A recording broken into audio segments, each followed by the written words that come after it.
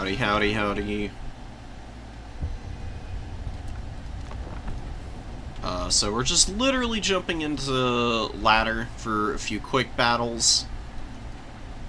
And then we're going to go on to the tournament. You know, we've got a fair few replays from that. I'm going to get to them. I'm going to do as many as I can.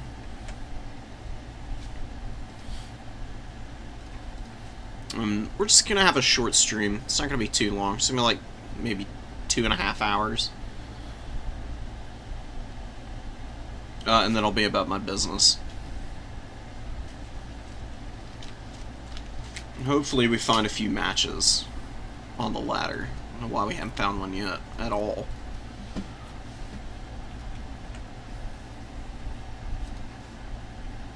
What would be really nice is if you could actually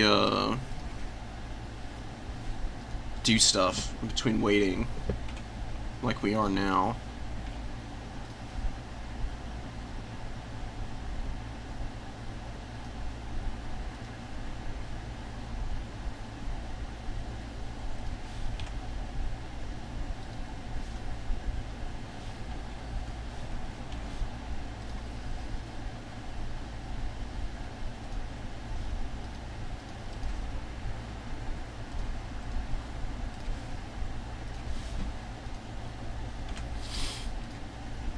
Alright, well, hopefully given a match, hopefully we get something sooner rather than later. I don't know why the hell it's taking so damn long. I guess it's not a very popular time. I figured that Sunday at 6 would be a pretty good show slot for some easy, quick games on ladder, but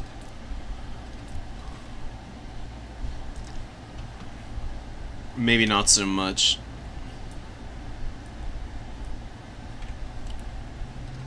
If we'll find one in a couple of minutes, we'll just go on to do replays so that we're not just sitting here endlessly.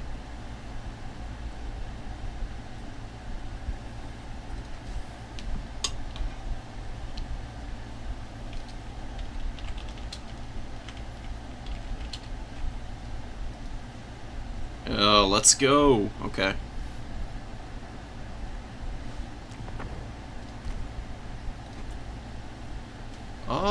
Yeah, I think we're gonna just play some Beastmen. I only had a chance to play, like, one game. Or, not one game, like, one tournament. Before I've been gone for the last, like, week and a half, so I would like to get a game under my belt with my, my main faction before we move on to anything else. As Beastmen aren't doing too hot this season, I'd like to try and pull the win rate up.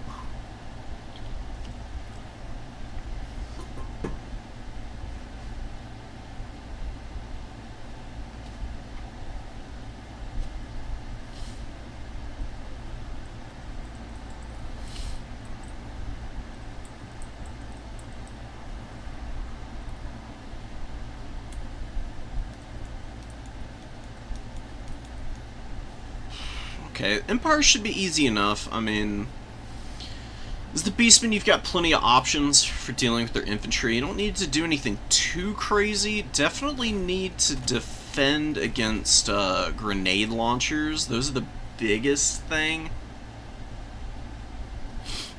that can really bully you in this matchup.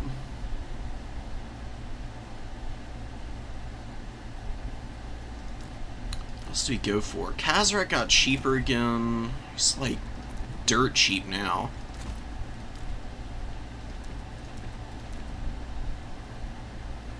Full 100 gold less than he was before. He's always been like borderline useful. Maybe we let's just play around with Kazrak for a minute.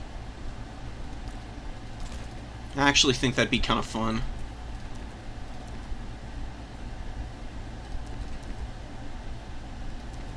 I think I'll run a caster also on a chariot. Maybe we'll just do like a big, scary Razorgore chariot character squad. And call in the Gore Bull if there's like Carl Franz or something that they need help against.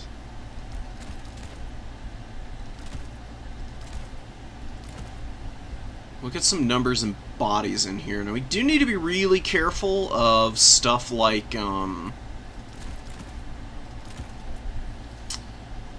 war wagons. they can be a real pain for the beastmen to deal with. It's not fun to get boxed back and endlessly kited by that particular playstyle.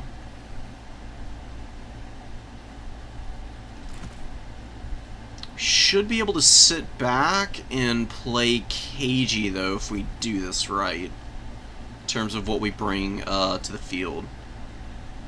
I think a Jabber Slice is too expensive. We get a couple of Cinnies, and I'll swap these out for shields. You don't want to go too heavy into these Cynagors, honestly. Not against the Empire, because they get flattened by Empire Knights pretty badly. And it can get to be a little bit of a feels bad kind of situation if they're just constantly getting steamrolled. Get a couple of these guys, maybe just one of the Cynagor Great Weapons. I think this is pretty good. I really like the Cockatrice. And I got a couple changes this patch that I'm anxious to try out, so we'll see how they how it ends up performing.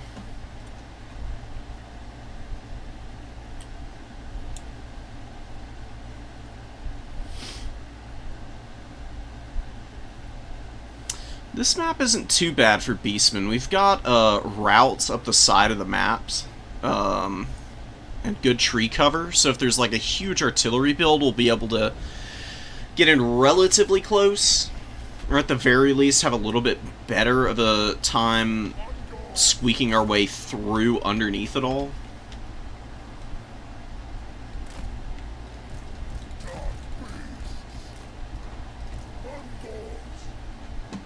It's a decently big army. With 28 units, I would guess that there's probably a handful of Empire Knights in this build. Really nothing too shocking and scary.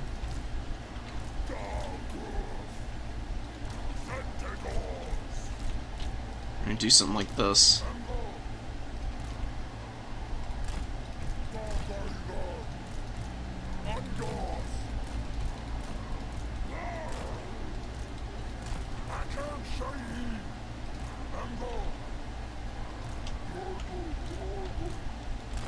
Keep these guys out here.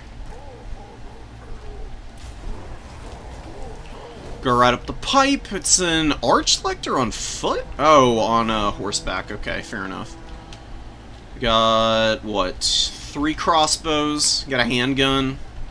Got some halberds. Nothing too dangerous or scary. Magic's not going to be super useful against this Empire army. I have been playing around with Penumbral Pendulum a little bit. It's actually reasonably useful. Been enjoying throwing that out on occasion. I'm not sure what I need to bring in first here. Probably just need to get out the Cynagors of Tzeentch here for my first summon. We'll grab this point here. Should be easy enough to hang on to the #1 as well. We'll just post up and get our characters moving over there. Yeah, my opponent wants to seemingly want to tangle a little bit here. Although we don't want to get in range of the crossbows. Need to be a little more mindful of that. Empire Knights aren't anything too dangerous to work around. We're going to back up a little bit. We need to make sure our Cinnies are in a good formation.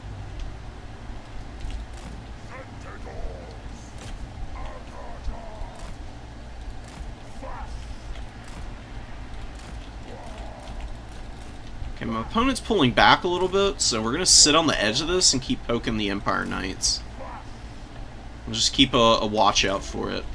And in fact, what we can do is bring in a Razorgore herd over here. Because Razorgore herd manhandle Empire Knights. It's really ugly for them. Especially if you're getting the charges off.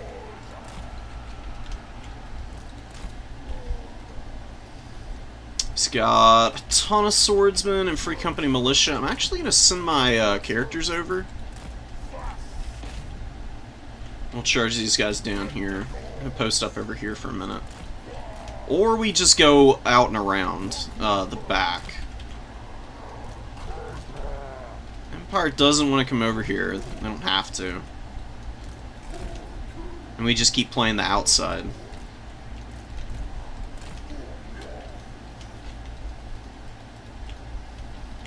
Okay, they're scooting up onto the point a little bit here.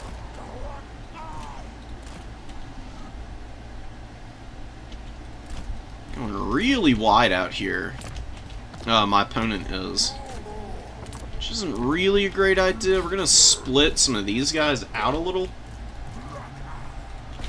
Let's shoot those, shoot these guys, and let's get our, Zangors in position here.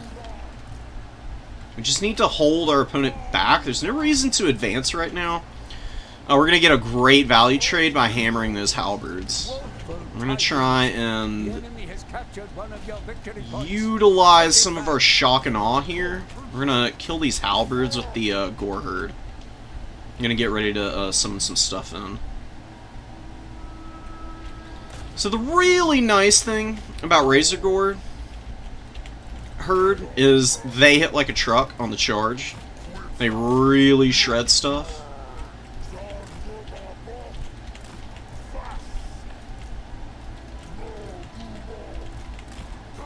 Kind of fumbling here in the middle. A little slow on the outside also. Yeah, that's a little bit of a mistake on my part.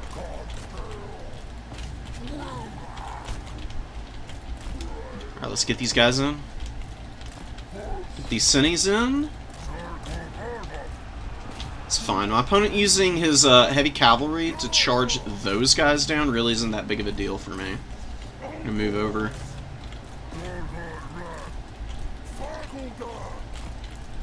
Almost through here.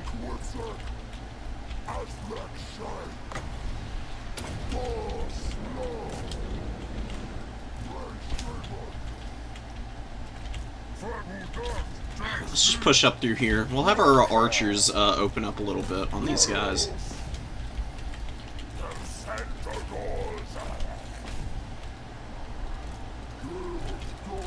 Alright, we're just gonna pull back here. We got the chariots just running all over the infantry right now, which is great. It's kind of what they do best. Really thought that we would have broken through these guys by now. Get the rear charge here while we've got the opportunity. We'll keep throwing javelins at these guys. We can get another Centaur in.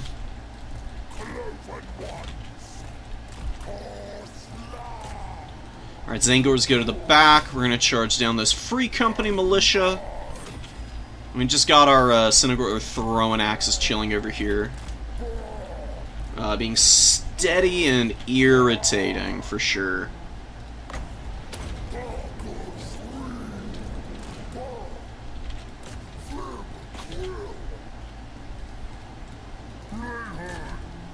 We'll keep fighting here.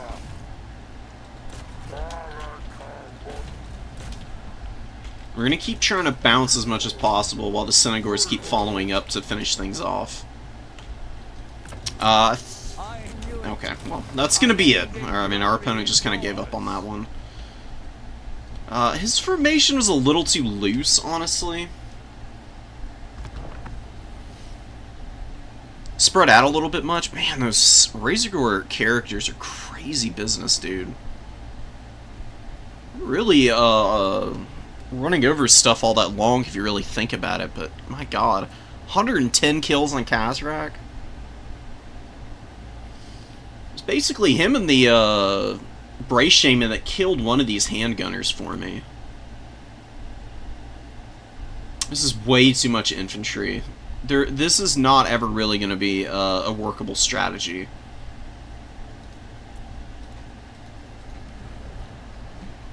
A caster would also help on my opponent's side of things.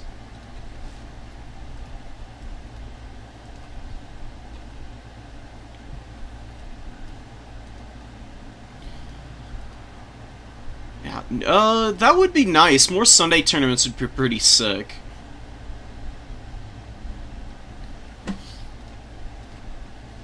Is there really nobody hosting today? I mean, I guess Turn was doing one yesterday and has the Age of the Ring tournament. Yeah, damn, nobody's doing anything. If there's nobody hosting a tournament next Sunday, then I'll do so. I'll open up one. We could play Khorne. I'm probably just going to keep playing Beastman for now.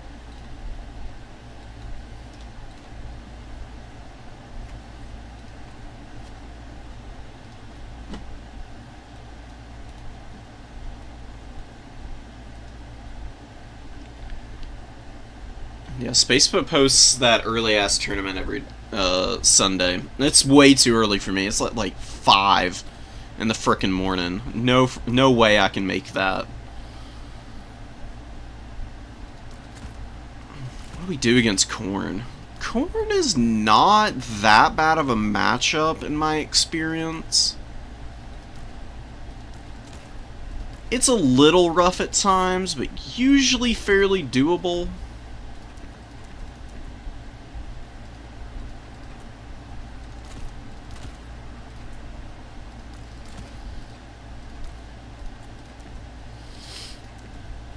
Get Devolve and maybe Mantle of Gorok.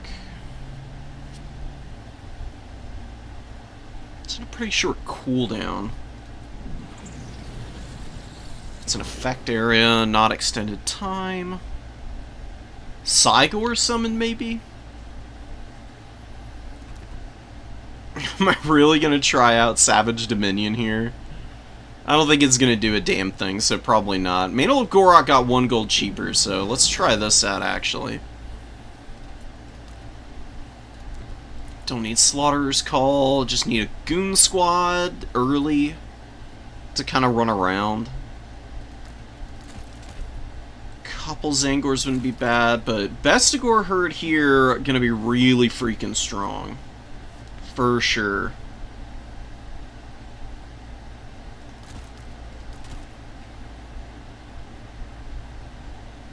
I really don't think I want to do any chaff. I don't think I can afford to throw out a whole bunch of bodies that Khorne's just going to clean up in the first few minutes of the game, probably.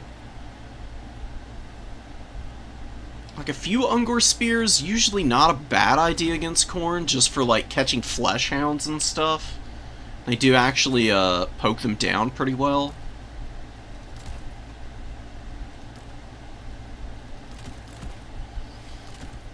I definitely want to be a little bit cautious about it, though. Not super sold on Razorgore Herd. You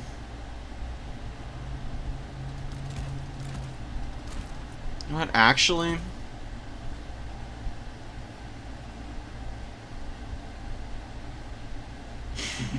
Could do the Eye of More Sleep. Dare we go for it? Get rid of that guy. Get rid of a Bestigor Herd. Ugh, I hate the way that multiplayer's set up.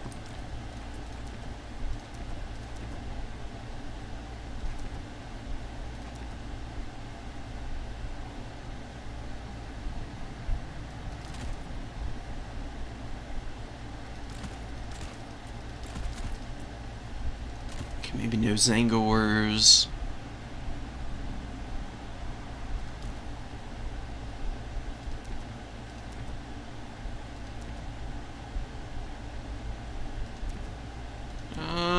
It feels a little expensive, the Bray Shaman, but maybe it'll work out. I think Distorted Reality will be better than Arcane Conduit. We can just slow cast all of our magic.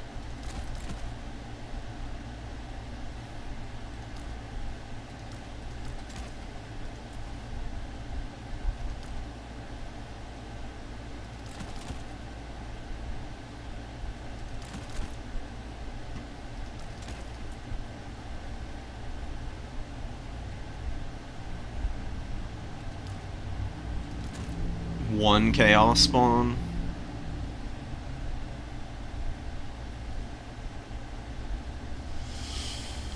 Okay, so we've got the Eye, which is like the infantry answer, plus a little bit of terror-causing unit that could be kind of annoying. On Black Arc, I don't actually know if it'll be all that good on Black Arc now that I'm thinking about it.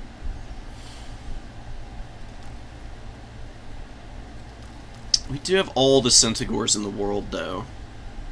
They might be able to play on the low ground there and keep my opponent honest. And I guess I could probably position Cygor up in this little pocket here. Hit the number 1 and the 3.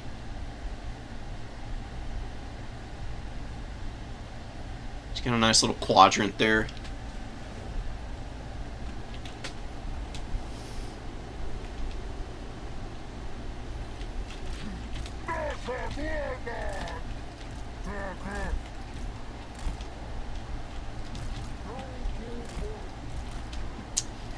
We'll see what we can do.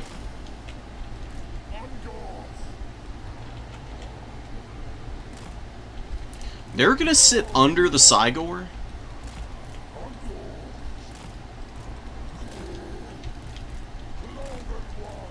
Kind of have these other Ungors screen the Bestigor herd. Should be comfortable from there. Don't need to do anything too crazy. I think that's enough.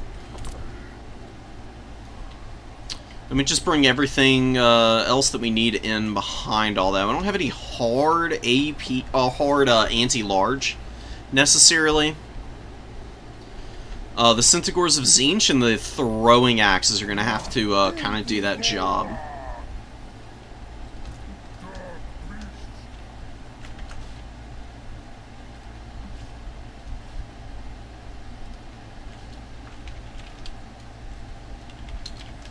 I'm wishing Scarbrand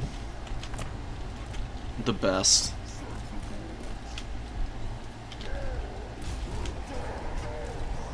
Oh, we got Arbol? Hell yeah. Okay, let's get these guys over here. We can go push up to this point. Oh, the Slaughter Guard of all things. Okay. Brutes of the Hound, Marauders, just like a gigantic wall of infantry.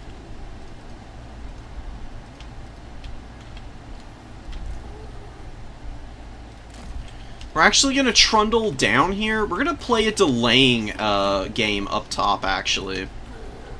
So my opponent's going to have a little bit of a hard time pushing over there. We have a victory point. Keep it from them. Fury's coming in. Is there anything I have? Infantry clearing up top would be pretty nice, so we're gonna go for that for a minute.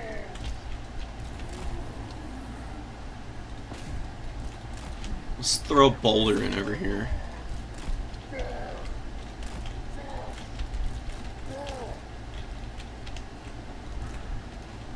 Oh, baby, that's a nice little hit there.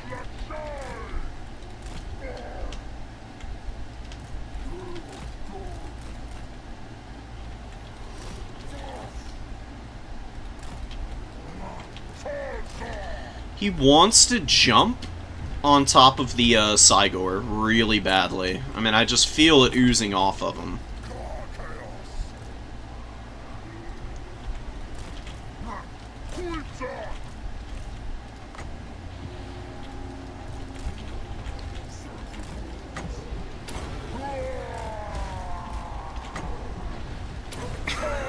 Gonna double buff this guy real quick. Gonna hang out here. My opponent's not diving quite yet. Let's get in there. Try and help out a little bit. Okay, he's actually gonna land over here.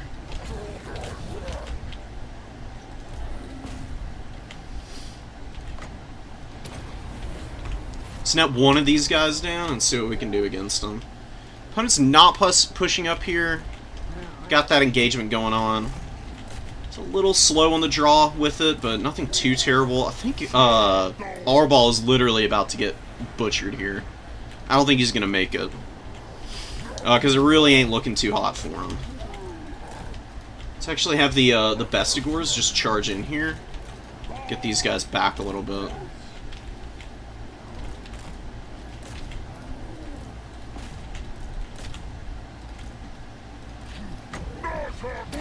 Devolve these guys too.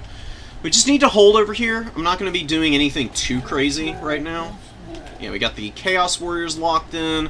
There's nothing too scary up top. It's mostly just a bunch of mediocre infantry. And I'm going to have another Centaur of Zinch out in a moment. And then I'll throw him in. I'm going to just see if we can hit him with a boulder. Because we might actually be able to. Oh, I got him in the back, dude. Oh, yes. You'll love to see it. Do you have enough time to try and catch him here? I actually don't think so. So let's hammer here. And let's get our Cinties out onto the field to start hammering stuff.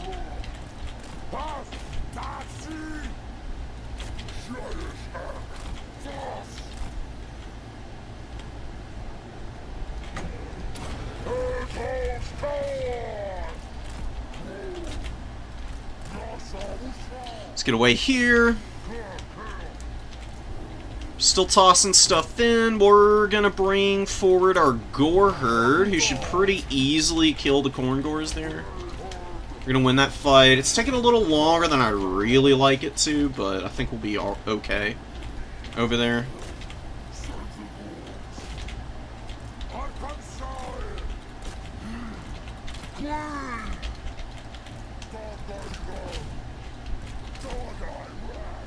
Post up here. We stopped the Corn Gores in their tracks, and there's no way they're going to be able to do anything to me. Cygor actually has a ton of value. Like, right off the rip, doing great. 2,000 on it up to this point. Okay, we need to get away from that fight. Corn Gores, obviously a little too much for the Cinties to handle.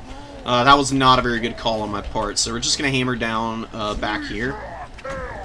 We'll pop a devolve on those guys so they just can't make it into combat nearly as quickly. I was going to get another Gore Herd out.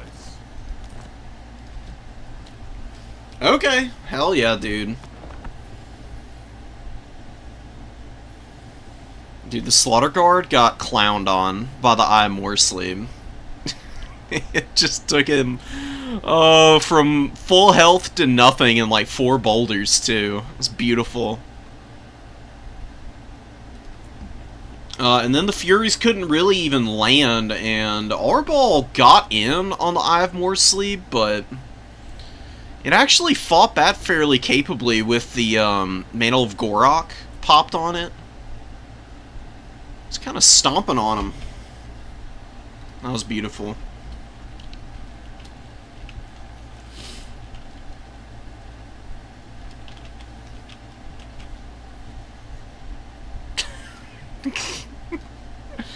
Yeah, the Centaurs of Zinch are pretty crazy.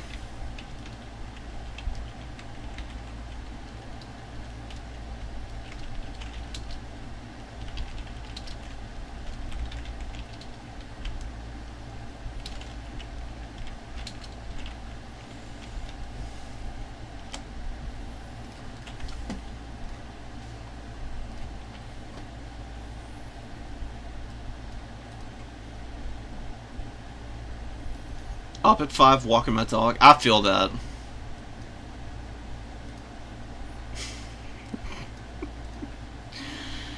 Yeah, if they put some new stuff on ladder, then people would play it, but I just don't see CA giving an ass ever. I mean, they just don't ever touch it, man. It's so sad.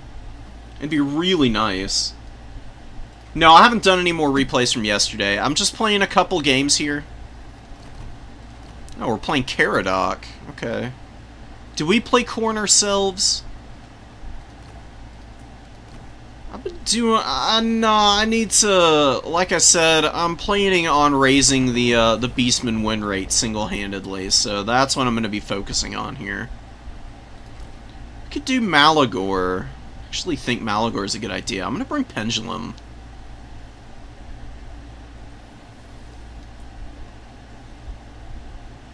Guys, Pendulum is actually a good spell. I don't know why people stopped using it. I think it got a lot of hate for not very good reasons, quite honestly. I think it's still very powerful. What do we want against Norska? Oh, somebody asked me about the Eye of Morsleep. What factions? Any faction that has super elite infantry but also hates getting netted is what the Eye of Morsleep is good against. So like Khorne, Slaanesh, pretty much all of the Chaos gods, in fact, and Warriors of Chaos isn't a bad faction matchup for it either. That's where I would be using the Eye of Morsleep. I think it's really strong, period. It's a little weak against cheap anti-large stuff, so like Norska would be a terrible matchup for it. That's really about it, though. Generally speaking, if you throw the Eye out and it's got a couple of like mid-tier infantry units that it can shoot at with the boulder, it'll find an opportunity to get some good value. That's been my experience, and I've not really ever been proven wrong on that front. Still waiting for the day that the Eye of Morsleep isn't at least a decent pick into Chaos. It's not super good against much else in my experience. It just slaps really hard when it can warp gaze stuff, and then also utilize the magic damage and just the big missile strength in general. And it's got like decently good combat stats, so it can double up on combat duty if you are dedicated to like debuffing your enemy if they're trying to charge down the Eye. It does need a little bit of support in melee, but usually not that much. You can just stick, like what I did that last game, was put the Ungor Spearherd underneath it, and it was doing pretty well against Arbol. As long as it's not getting all the attention, it's fine. The hell am I picking here? Get a couple more Sentis. Sentis are really strong against Norska. Just have to be a little bit careful about how many you throw out on the field at once, because they can get picked up and tossed around by your opponent's, whatchamacallits, Skinwolves. Skinwolves are a very dangerous unit to be running into with Senegors. If you can play around them, though, you're usually fine. Maybe a couple Goreherd. The Gorbals for the anti-large. We've got Malagor with Pendulum for super thick stuff. Flock of Doom will be good against Horsemen. Got more anti-large. One big heavy-hitting AP Cav with magic damage, of course.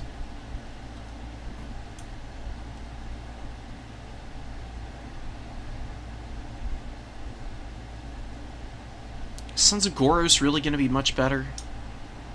I don't think so. They're a little bit outside my price range. I would have to cut my Koroks Man-Rippers, and I really do kind of like those guys. And Glade of the Everqueen does have a middle point. So the Koroks are actually pretty well suited for playing this map in particular. And squeezing space out in your favor. Because they're actually fairly hard to play around. It's pretty easy to support the Man-Rippers because they move pretty quickly. So you can actually retreat them if necessary. Most elite halberds have the problem of like a limited utility like weapon. Like halberds are useful, but they can run into problems if they are outpositioned. And generally speaking, the halberds in the game as a whole are pretty slow. It's really just Koroks and the Khorngors that are able to maneuver around so freely and occupy space while being very hard to chase down. That makes them so obnoxious to handle. I could have done more Khorngors, but I actually don't like them against Norska. I think Khorngors into Norska is actually a huge trap, which is why I didn't bring any.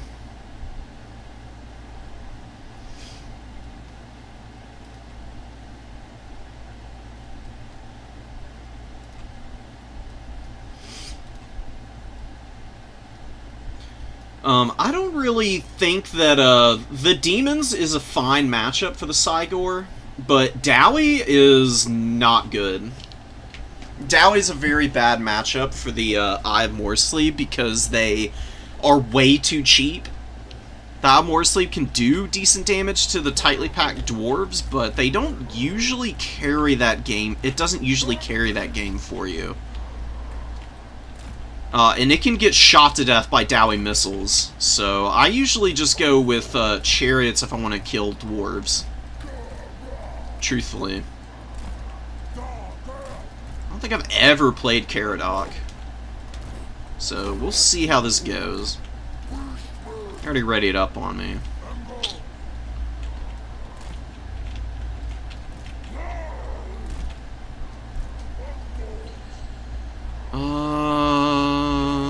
Yeah, we'll put him in, where's this guy? Okay. Put him over here. Put him in a locked formation. We'll try and get up on the point quickly. Over on the number 3. Our Senties can kind of cap the point. I mean, Norske can get up on points fairly fast, but I think we should be able to do it a little bit quicker than my opponent can. Yeah, he went with a ton of horsemen, which I'm not surprised by, honestly. Tons of Marauder horsemen is really not that shocking of a sighting in this matchup. We have a victory point. Keep it from the foe. They're just really strong, honestly. That's the big thing. These are all just Marauder horsemen. Just play outside their range for a minute. I'm try and pop some of these guys in the face with the archers.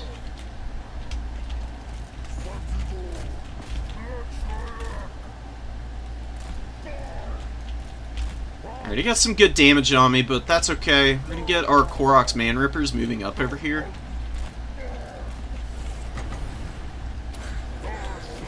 And that is a really nice flock of doom. That is definitely gonna hurt them pretty badly. Already pulled him back, but the horseman did take some pretty appropriate damage.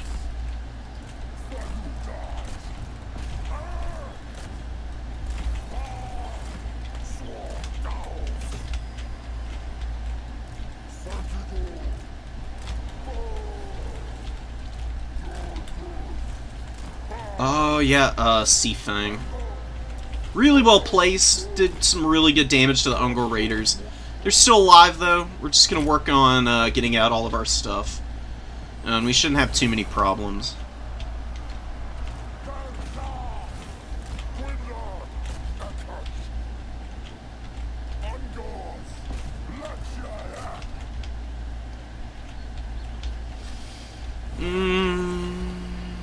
What do I need here? He's got the Fire Sorcerer incoming. I actually think I'm gonna get out these Senties.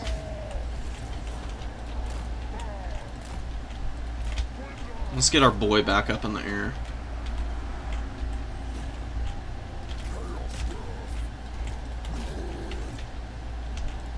Okay, we got a good volley there. Actually need to pull back here.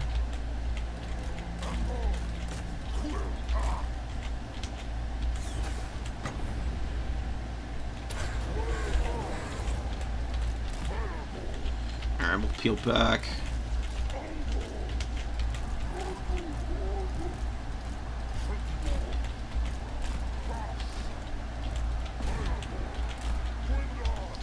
Alright, he's got some pretty good engagements going off here. I'm going to try and poke as many of those guys as possible. It's a really good burning head that's just wrecking my shit right now. Charge in these guys and pull back. Maneuver over here, get some more Sennies in. You can see the Skin Wolves incoming.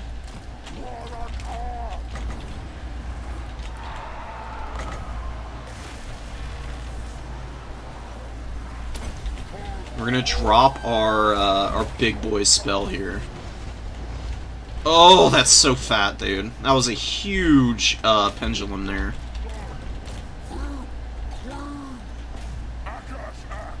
Okay, we actually don't want to land with our boy there. That's just going to get him killed, I think.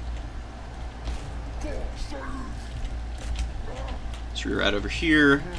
Let's pull out over here. Got our Zangors going in. We could get more Senties.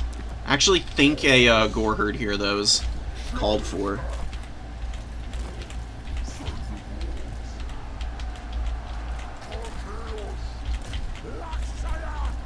Let's just get our spears up in there. We should be able to kill those guys.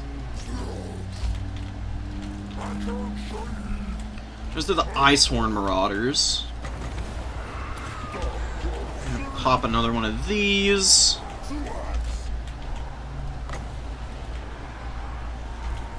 It's doing some pretty good damage. I'm not gonna lie, that is a little intimidating. Not loving the sight of that.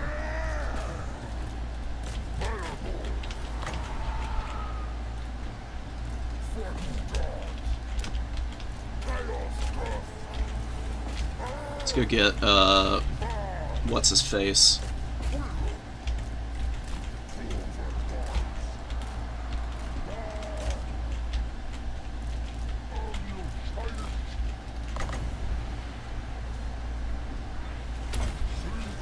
Alright, let's delete his infantry.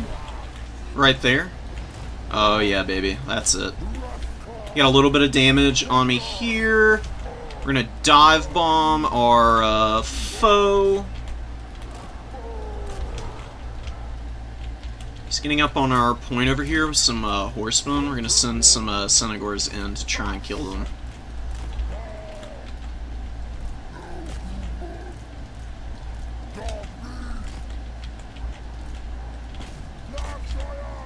Alright, we like survived the worst of the damage our opponent threw out. We haven't killed Wolfric or anything though, which is annoying. Korok's Man Rippers have also not been very strong so far this game. They've struggled pretty badly, in fact. Come on, how have we not killed this guy? Seriously? Alright, Wolfric's proving to be a little much to try and finish here. That is a beautiful timing on that burning head, by the way. Super filthy. I don't think we're going to be able to kill this guy. He's just not going down, is the big problem. Those Senegors I overextended and they're just fucking cooked. That sucks. Got a bunch of stuff terror routing too. The Marauder Horsemen been a little irritating to deal with.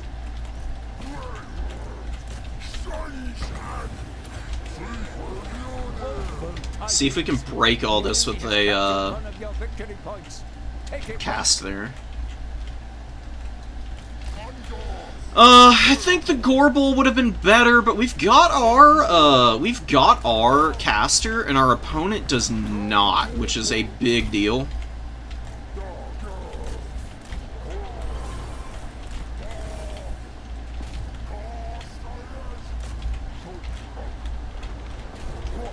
Go in here.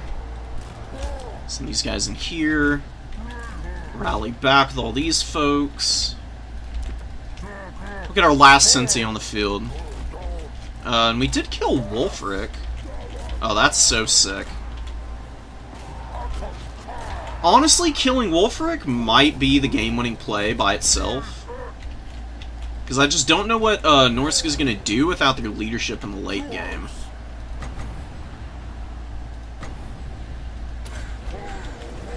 It's a little bit off-center, so maybe not the best cast in the world. I don't know how we win this. Oh man, I'm wishing I had the icons of vilification. That would be so nice right now. Because it would keep so many of my units in these fights. Oh, but we get a huge leadership break here. That's awesome. I'm gonna unsummon all these guys. They're just way too beat up right now.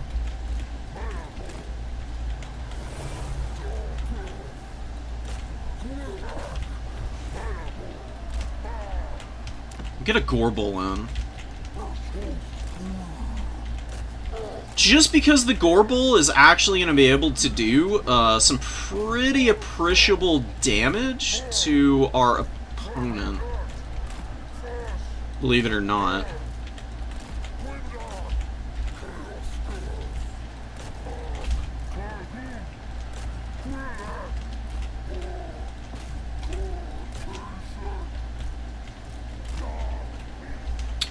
We are just, like, so gassed right now. We kind of just have to throw shit at the wall, though, and hope to goodness that it actually works for us.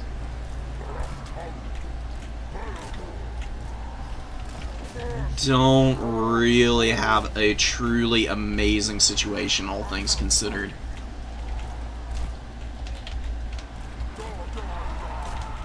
Yeah, that's not good. Oh, that terror route from the frickin' Mana Core might have killed us, honestly.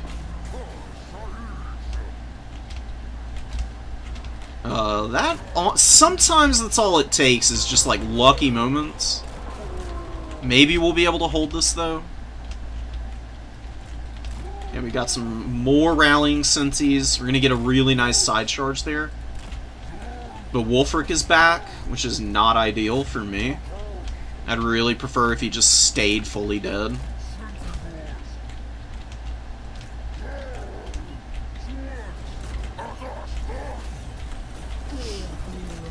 See, here's the nice thing about Malagor. No matter what, he's infantry size. He's always going to be a safer option against these Skin Wolves. Skin Wolves have a really hard time doing damage to Malagor because he's such a little dude. He's really frustrating to try and kill as Norska, in my experience. Okay, we got a little bit of a leadership problem here with a bunch of our units running away, but we're just gonna toil as best we can and hold the line if we're able to. And I think the Synagores of Tzeentch are gonna be our game winner. This is where we flip it around, because we're breaking all of the Skin Wolves here. We're even getting a lot of shatters.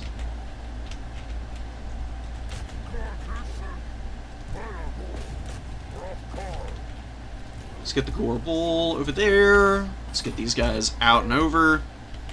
My opponent is gonna go for the back objective, but we've got the Synagores coming in. We might as well charge the Skin Wolves. Can't really do a whole lot about the attack there. Like, they're just gonna get through, and it's just gonna be the case. Hopefully, the infantry hold long enough for the Synagores of Tzeentch to get over there and take that. Hopefully, Malagor wins up in the sky here. I mean, I don't know how he hasn't finished that unit off yet. It would be really nice if he would just finish chewing on his food. Okay, that's another Skin Wolf. Let's hold this point. We have to get all the objectives. Oh, this sucks, man. Okay. I think a Zangor's gonna have to come out.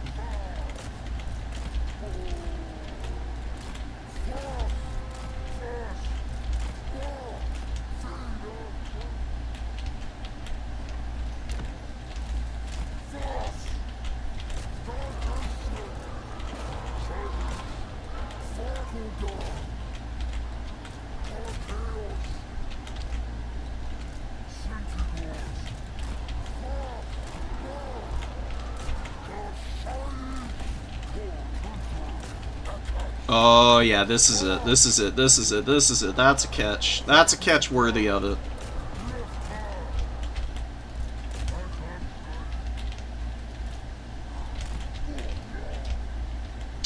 God, dude, just one more Synagore would make all the difference in the world right now. I don't think I'm going to get it, though.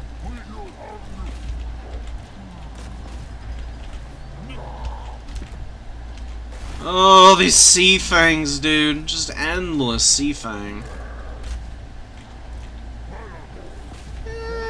Maybe I was too ambitious this game. The throwing axes I did not utilize very well. Yeah, he's got that. It's really close. I thought I could push back at the end. I just don't have the juice.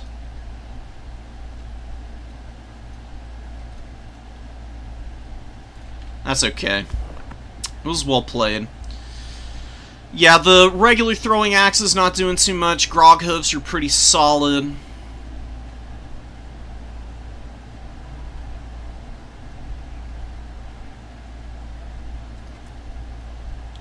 Wolfric and the Shaman Sorcerer, bro. And the Skinwolf Pressure was really nice, too. My Cynagors are pretty strong. The Koroks Main Rippers paid for themselves by the end. The Gorble might not be the way to go, though. Maybe no Gorbles.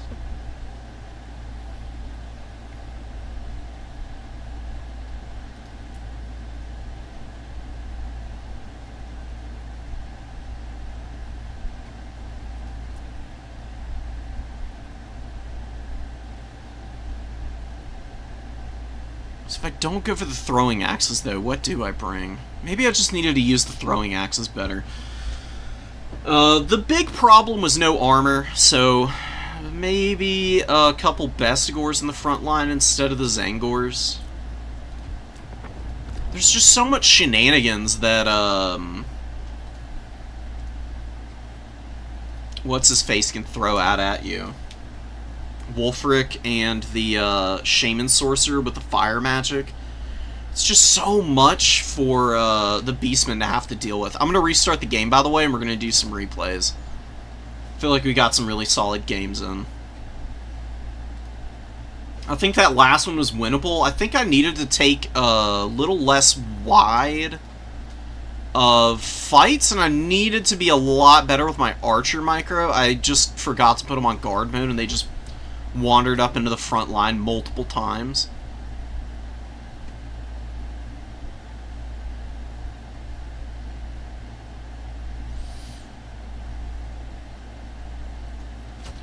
We didn't have a problem with the infantry. Those fights went fine for me in the grand scheme of things.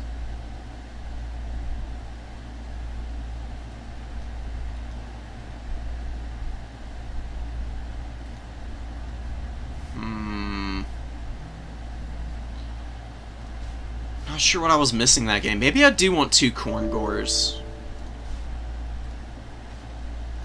Instead of the Koroks Man Rippers, because they were really useful. I feel like maybe, though, instead of the Koroks Man Rippers, you do 2 Korngors, and you can cut one of the Gorbles as well. And then with the remaining gold, you can maybe shove in another dual axe. And play slightly more defensively, potentially. I think that might be the way to go about it. Instead of doing the Cynagor throwing axes, you do the Butchers of Kalkengard for access to terror. Because I didn't have any terror in that game against Caradoc. And that really hurt me. He got a couple of good terror routes with his Mana Core, and I just had to sit there and suffer through it, which was not ideal at all.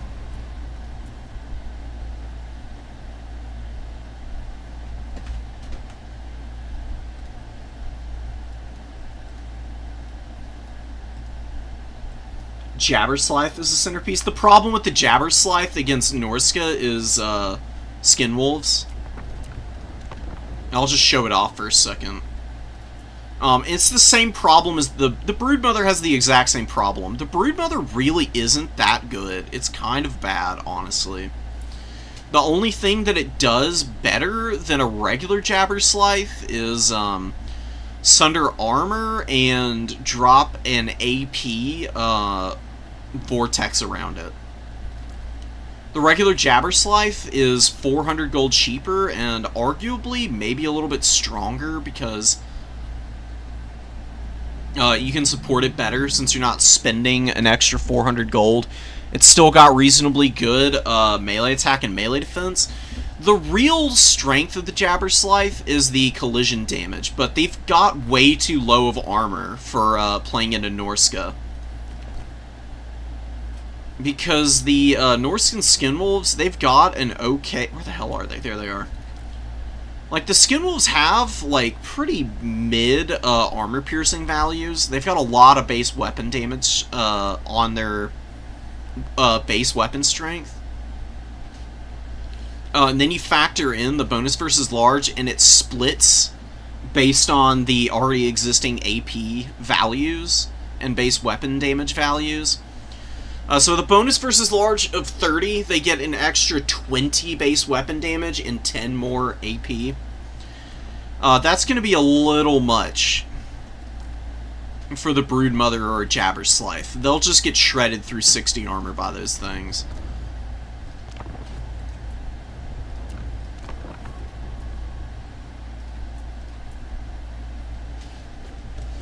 Give me like 2 minutes, guys. Need to go get some water. BRB.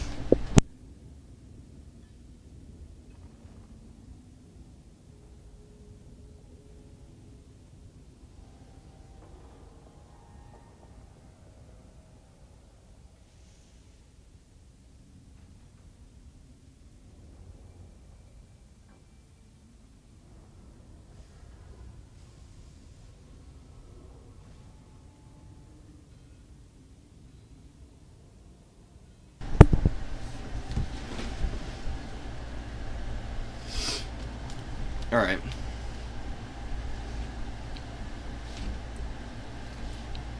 Let's actually start here with some vampires versus lizardmen.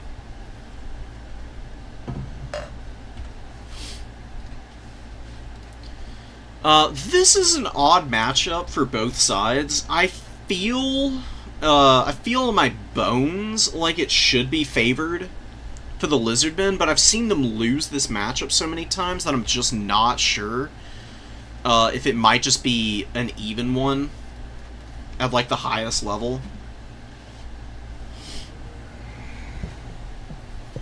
This would be a really good indicator of like the general power level of the lizardmen. I don't remember anything too big being changed on the lizards. Oh, we got a Source Scarvet on the Carnosaur, which is pretty sick to see.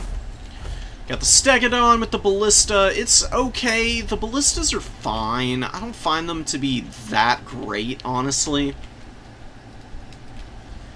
And against vampire counts, you're running over a bunch of garbage infantry for the most part. It's going to take ages for that Stegodon to get a bunch of value. It does have good armor values at 110, but once it's exhausted, it'll lose about 80 armor, or not 80 armor, it'll go down to about 80 armor, and then the Blood Knights will be able to poke it down pretty effectively. Early on, they're going to be a little bit less powerful because their AP is pretty limited. But even against the Scarvet, it could throw down some serious hate. Really good poke from the Skirmishers early, that's the way to go here. Skink Skirmishers are just so good at poking down all of the Vampire Count's units. Because they're super cheap. They don't cost a whole lot, so they can usually run in and just throw their little shoot their little blowpipes and rip apart stuff like the Skeleton Spearmen. Even zombies aren't a terrible target. Really, the best thing that the Chameleons and the Skinks are good against is the Crypt Horrors. You don't really even need Salamanders to kill Crypt Horrors in this matchup because of how good the Chameleons and the Skink Cohort Javelins are at killing those guys. It's nice to have like 1 or 2 Salamander hunting packs, but they're better at shooting the Lords, honestly. This is really patient play. I like it here. You just kill the Crypt Ghoul summon.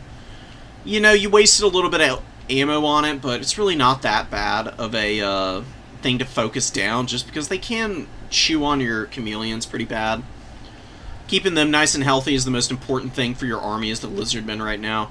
You got a little bit of posturing from the Vampire Counts, and they do have the Direwolves up in the trees there.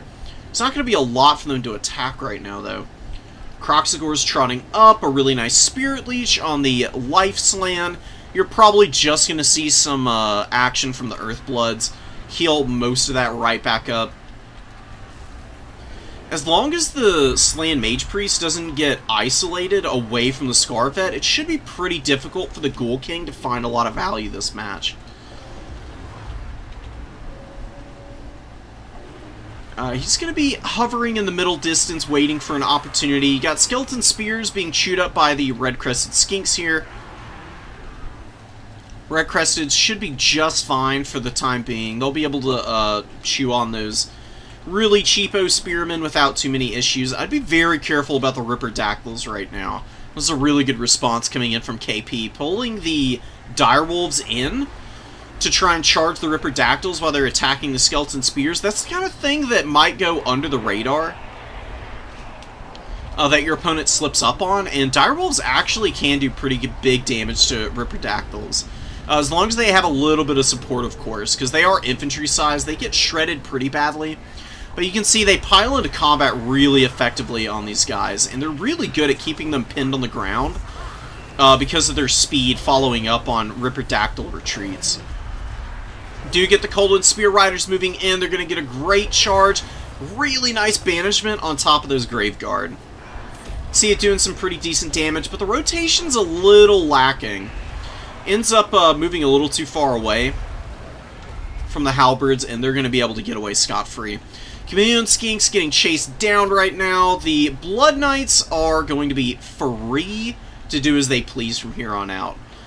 There's really just not enough to threaten them. I mean, you got Coldwood Spear Riders to do some damage to them. But the thing about Blood Knights is that they are just insanely durable. They're so tanky, man. All your opponent has to do is drop a couple of invos on them. And leave some corpse cart support nearby, and they're pretty impossible to handle. They just get so much benefit out of the buffs and the passive healing. And they're going to be taking these Croxagores down in no time flat. Plus the Ripperdactyls being isolated out away from any of the big anti-large support. Oh wow, and a Terragoose sneaking in under the radar on me. Gets on top of the Saurus Scar Veteran with the Skeleton Spears underneath, and is actually scrapping that thing down very efficiently with Fellbats, occupying the Chameleons. This was kind of a Lizardman build that was gearing up for dealing with a more traditional, like, Crypt Horror-focused Vampire Counts build.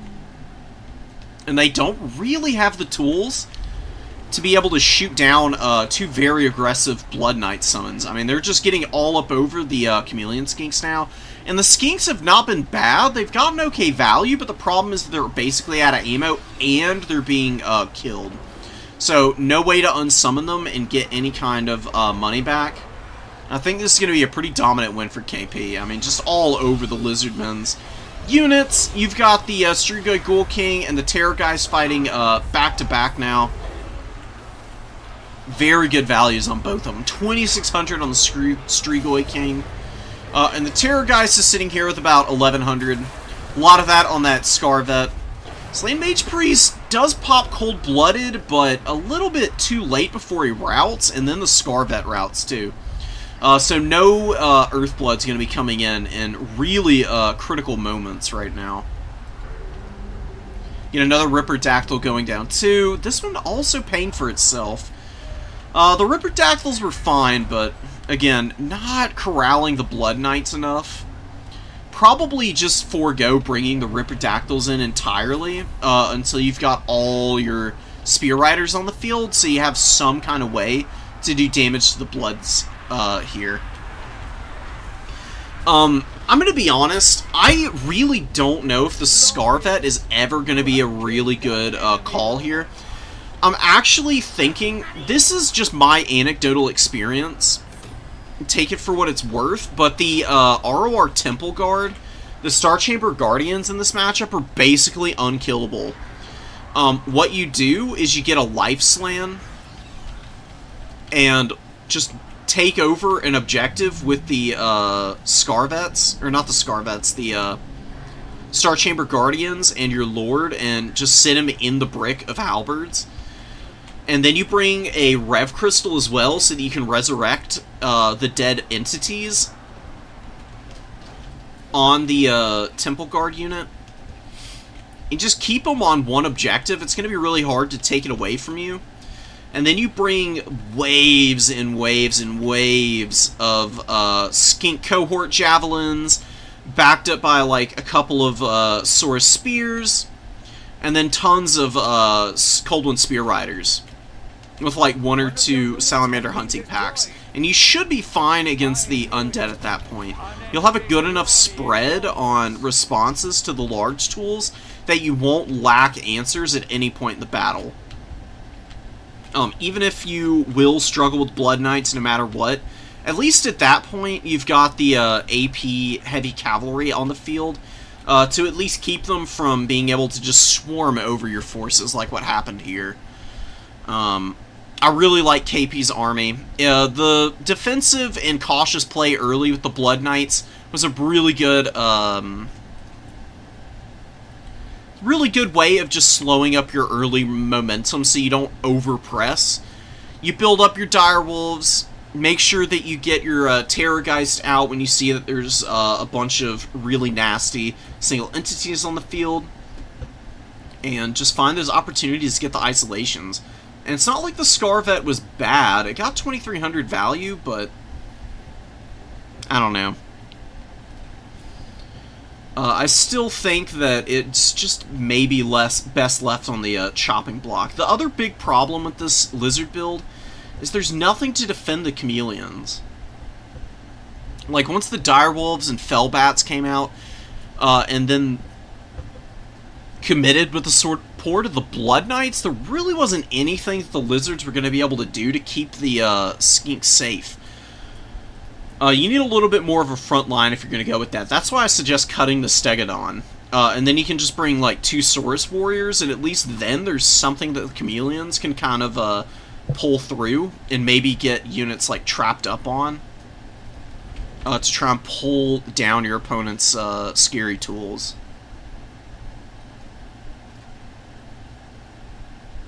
Slaanesh vs. Khorne. Alright, I mean, I'm down. I don't know where that's at here. Oh, here it is. Oh, and you were going up against... Yeah, the dude was the only Slaanesh player we had. Did a really good job that tournament. Wasn't quite able to win it.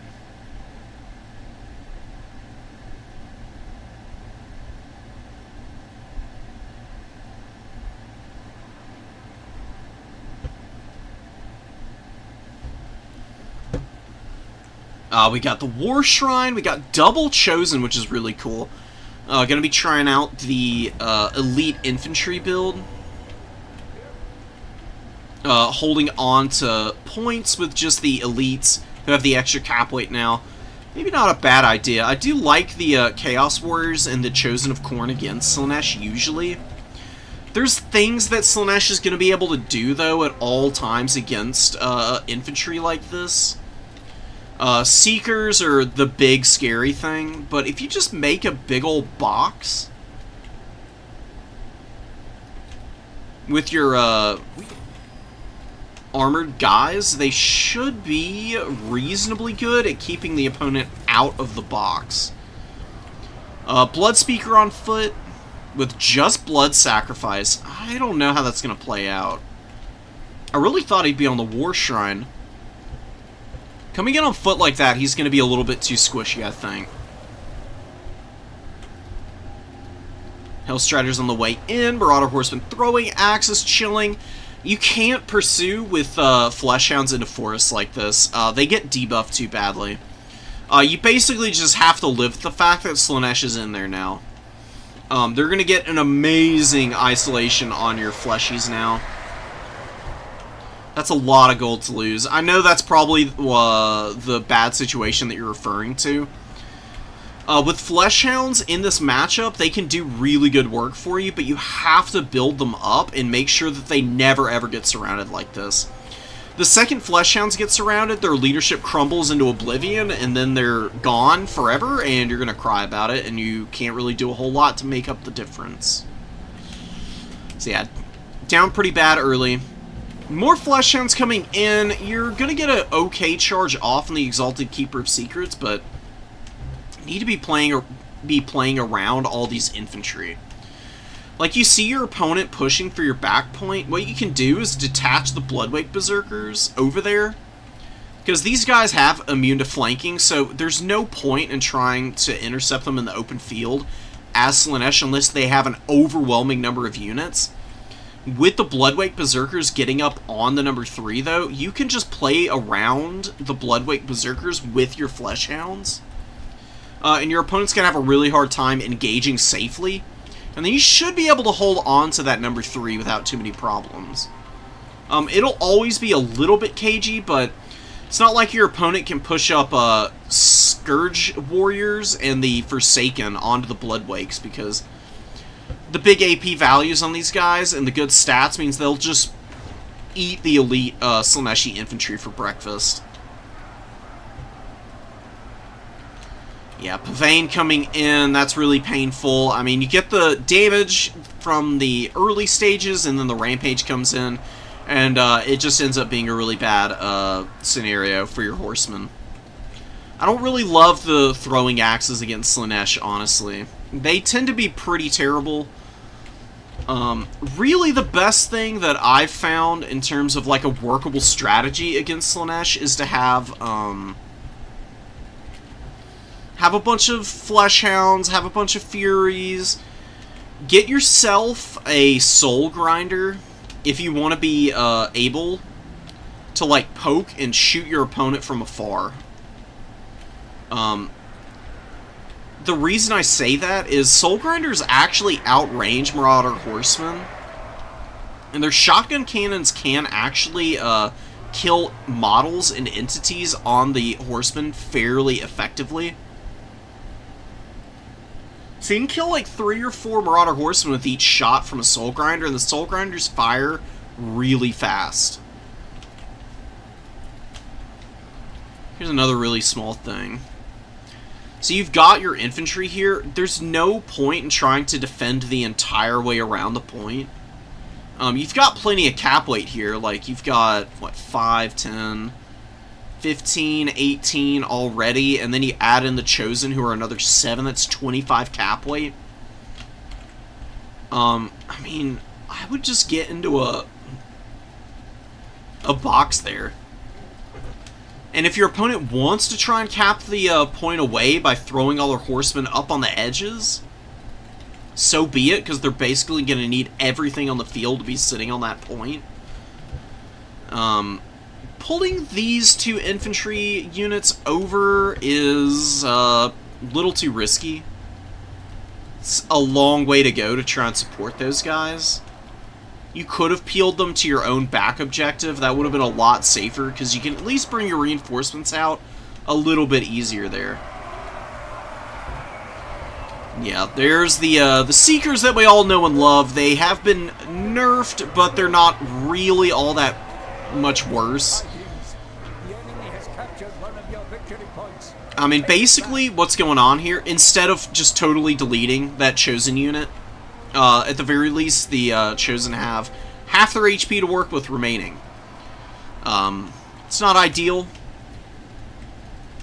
having your infantry just trundling about like this, but there's not really a lot you can do anymore. Got some Corn Gores moving in. What is there something being chased here? Oh no, it's just a big block of Slaaneshi units. Good javelin fire. Opponent's done a really good job of pressing you with these guys. All 4 of them reasonably close to paying for themselves. Now they're just firing into the shields. This is where you'd prefer to have seen them wasting their ammo for a majority of the game. With, like, you know, a nice solid infantry wall push going to the number 2. Maybe one also going to the number 3 with the Flesh Hounds just kind of behind it all. Because if your opponent tries to push up the middle with the Hellstriders, then you can collapse with your Flesh Hounds onto that and use your Warriors to continue to box out any Horsemen who might be trying to support the engagement. Furies can also come in. They can get reasonably good damage. Yeah, this is why you gotta be careful about these side pushes against Slaanesh. You get the Exalted Demonettes coming in. Forsaken dive, you get the Furies getting on the rear, as well as the Hellstriders and the Seekers. And it's just, you know, it's a tuna can against the tin opener faction. Horsemen diving in. Decent response with the Furies. You actually get a lot of the Horsemen trapped up in there. See a bunch of them stuck up in the middle. Furies have good mass. They're honestly the best way to trap Slaaneshi units. What your opponent's going to want to do, because they're going to be relying on stuff like Seekers and Demonettes oftentimes for their AP, those are very reliant on devastating flanker to kill your Chaos Warriors. If you're forcing your opponent to loop around behind you, and you've got your Furies and your Fleshhounds out in numbers, the Fleshhounds run up into the infantry to provide the backbone so that the Seekers and the Heart Seekers can't just push through the middle of them and wear them out easily, and then the Furies fly over the top and rear charge onto the back of the Seeker units, and then those are going to be pretty stuck in. They're not going to be able to really go anywhere.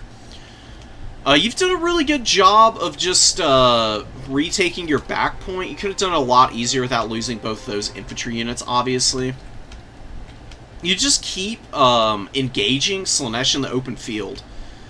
Every time you get into these positions where you actually have the objectives, this is where Slaanesh is going to start getting antsy, and they're going to want to engage you, and that's where you want to be at all times against Slaanesh.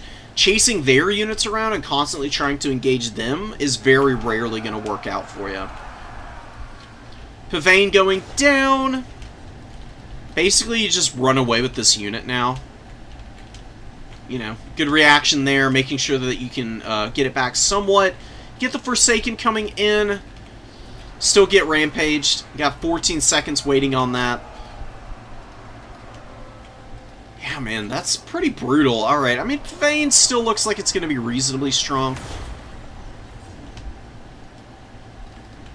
I'm still not 100% sold on it being like a auto-include spell, though. Got the Seekers chasing you down. This is why the throwing axes tend to be pretty mediocre. They're really good against lightly armored infantry, and even the other skirmish cav, but they just get folded up by Hellstriders and Seekers. They just can't compete, man. They're too flimsy for it. You can duo them with Fleshhounds if you want, but it just gets a little too dicey in my experience because their leadership's also really low. If you slip up one time and they get rear charged, they're going to lose their nerve, they'll lose frenzy, and then they'll terror out and bleed like a ton of value to your opponent for one, and then also give them a good opportunity to grind up a bunch of charge on their army abilities. The fights on the objective's really not going that badly for you, though. I mean, the Bloodwake Berserker's doing some pretty good damage here. Chaos Warriors holding up okay. Heartseekers pulling back. Fiends waiting in the wings. Very impressed that you're able to even this up, honestly. You got the more Fleshhounds coming in. You got the Furies. You got the Forsaken. Both of them trying to hold the line here. Just waiting on the middle. The Khorngors, maybe you could detach. Just feels so bad to have so many units that aren't able to engage at any one time.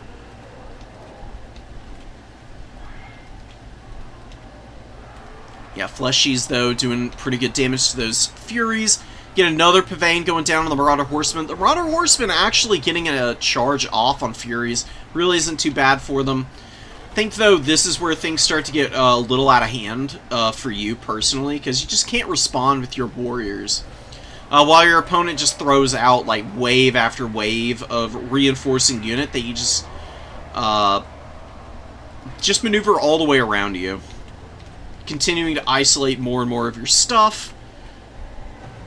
I think it might also be a case of your Fleshhounds having already come in one time. Your opponent's value meter is just not moving as they're killing them all. So it might be a little bit deceptive what the actual value lead is for Slaanesh right now. Fiend's struggling a little bit against the Fleshhounds, but you get the Fascination going down for the Rampage, a little damage. Hellstriders also finding their way onto the back of this unit. Bye-bye, Fleshies. Holding on for a good long while, though. Fury's landing in, and the Fiend's actually going down fairly hard here. Really nice stuff. Fleshhound's holding on long enough for them to value trade a decent amount. But all you've got back here is the Bloodwake Berserkers, and they are getting filled with Javelins right now. That's always the scariest thing against these guys, is skirmish cavalry. Because the Bloodwake Berserkers can push slower missiles, but they can't really do a whole lot about Javelins or throwing axes nailing them constantly. They just can't close the gap, they can't really defend themselves because their armor is respectable, but only at 70. They still take a decent amount of the base missile damage. It's a little hard to run away with them too, obviously. More Fleshhounds for the Blood God, rushing in here. Not really finding a whole lot of success. Running into Forsaken, really not a good engagement for Fleshhounds at any point. Forsaken are just too heavily armored for Fleshhounds to effectively handle. I can do a little bit of damage on the charge, but the real juicy stuff in terms of infantry to attack with Fleshhounds is the Exalted Demonettes. Exalted Demonettes actually really struggle against cycle charging from Fleshhounds.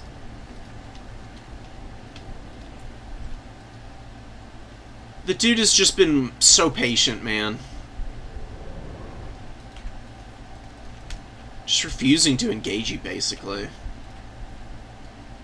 It's not a very brave way to play the game, but, I mean, this is about as safe as it gets, and Tom is just winding out on you. Still got the Blood Speaker hanging in here, but your remaining infantry just getting whittled down so badly, dude. Oh my god. Ouch. Big ouch. I knew it. I'm not trying to be harsh on you, I'm just trying to give you the best idea of where that went wrong. You really didn't make that many mistakes, it's just that your opponent, being such a quick faction, they just get to do whatever they want and whenever you're out of position. 1 Minotaur's good. The throwing axes, I mean, one of them did really well. I'd cut the Corn Gores. I would also cut the Forsaken. Honestly, I would just bring 2 Exalted Bloodletters as the infantry in reserve.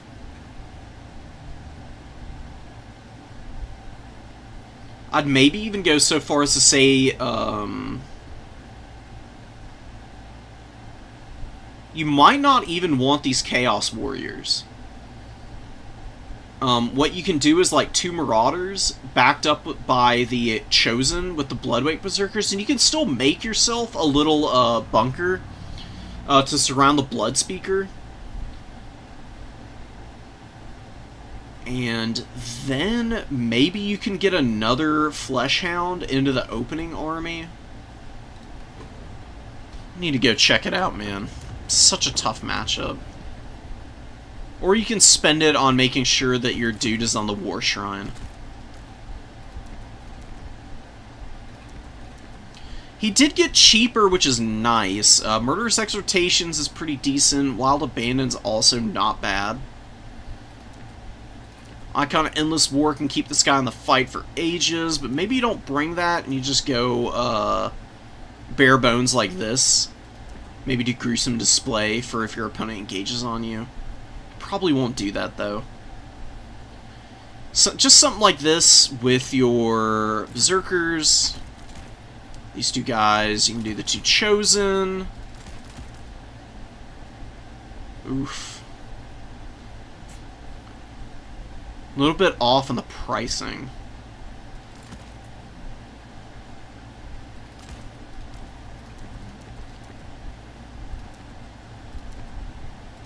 Maybe you just do a fully kitted out big boy Skull Taker. I mean, Skull Taker is going to take damage from javelins, but really not that much. He'll take the full AP amount, but his armor is 130. He is not giving a rip about the remaining base weapon damage from all of those javelins.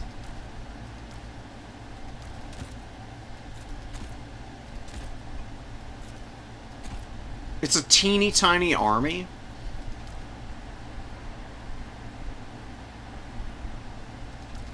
And the Marauders are a bit of a weak point, but what you do is have the Chosen and the Marauders advance to the middle. Use the Bloodwake Berserkers and the Fleshhounds to push your side point, and just keep spamming all of the mobility out as quickly as possible.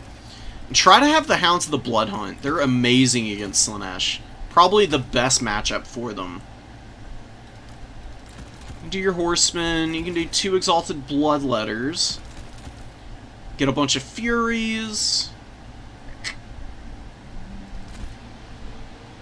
Then the Minotaur.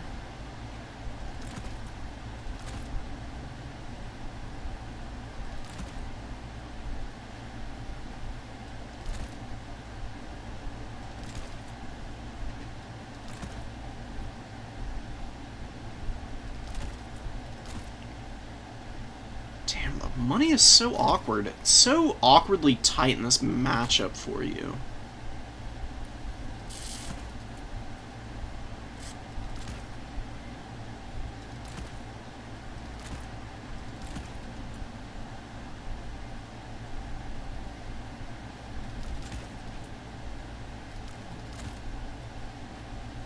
Although maybe a Chaos Knight and a Minotaur wouldn't be bad. Not super sold on the Knights, but they could work out for you. You still got a fairly elite army. I just don't ever know if warrior walls are going to work against Slaanesh. They're just too quick. They're just going to run away from you. It's super obnoxious, you know, playing against Slaanesh when they can just do that for free in pretty much any matchup. You never have to interact with... They never have to interact with you fairly.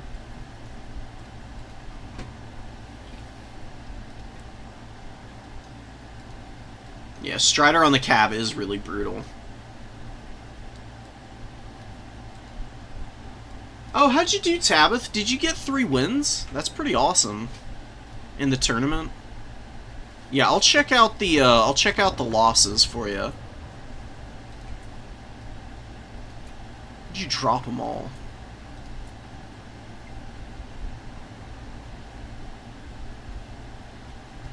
Maybe I didn't get them yet.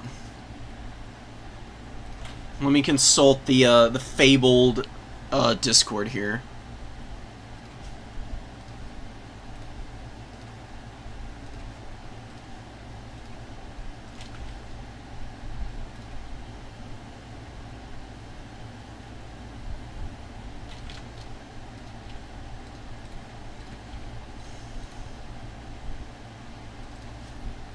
One sec while I drop these in.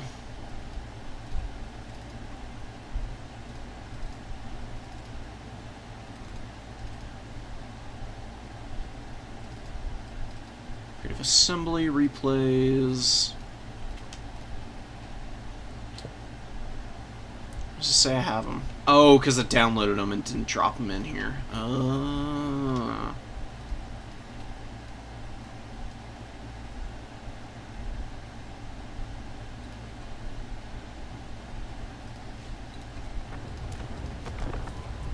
Alright. Which do you want to do first, bro?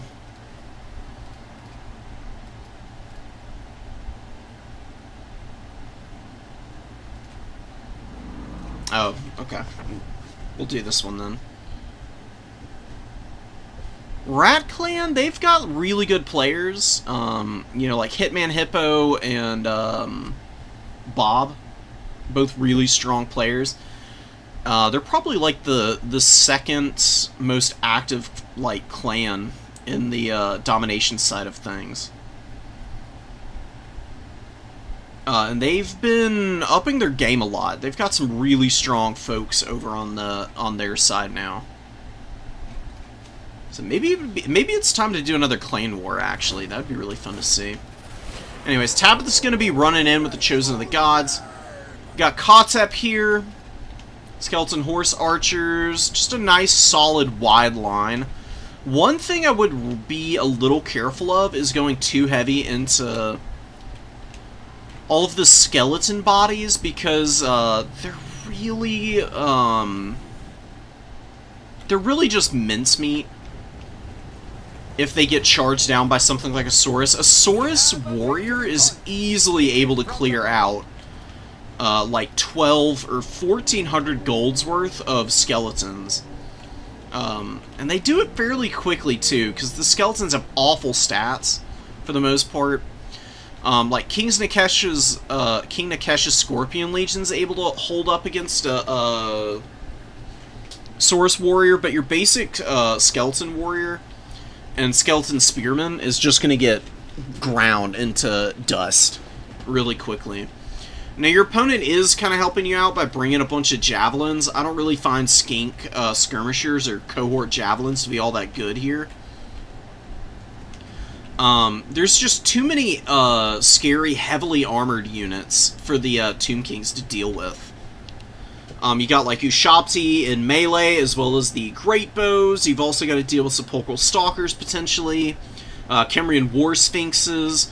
All of those units are usually able to either ignore the Skink Skirmishers or eventually compromise them, and they just shred the poor little Skink boys. Lots of Croxies moving in, waiting in the wings. Poking the javelins isn't a bad choice. Prefer to see you shooting the Croxigors, honestly. You don't do a ton of damage with the bows, but you've got like decent AP on these guys. With, 60 models, they'll be able to put enough damage down on Croxigors that by the main time the front line fight is kicked off, if you've gotten 3 or 4 volleys off the Croxigors, these guys will be down to probably close to like 6,500 HP. It's a beautiful burning head. Oh my god, man. Absolutely vile. This is another reason why you gotta be careful about the skeleton warrior lines. Overcasted burning head from the Slans is frickin' disgusting. Because they have the spell mastery of 115%, their burning heads hit that little bit better. To the point that they're gonna actually be able to one-shot your skeletons, like you just saw here. Archers do a good job of stopping the skink cohorts, but now they're having to maneuver away under fire, taking a little bit of damage from the Umbral Tide. Nothing too terrible, but the Croxigors getting a little stuck up in the front line, actually. I was thinking that they would be able to push right back in here and get after these guys, but looks like your opponent's kind of forgotten about them for now. Cohorts supporting the Croxigors over here against the Skeleton Warriors should be a pretty quick fight in favor of the Lizardmen. Don't really have anything to stop the Croxigor push is the big problem. Got Skeleton Spears looking to get up into the Umbral Tide, pushing them back a little bit, forcing the Feral Cold Ones into your Skeleton Spearmen is pretty nice for you. They'll be able to poke these guys down pretty quickly. Usirian's Incantation going down on the Feral Cold Ones too. Honestly, not a bad target. Maybe a little too cheap to be dropping Usirians on top of those guys, but not really having a whole lot of targets for it right now.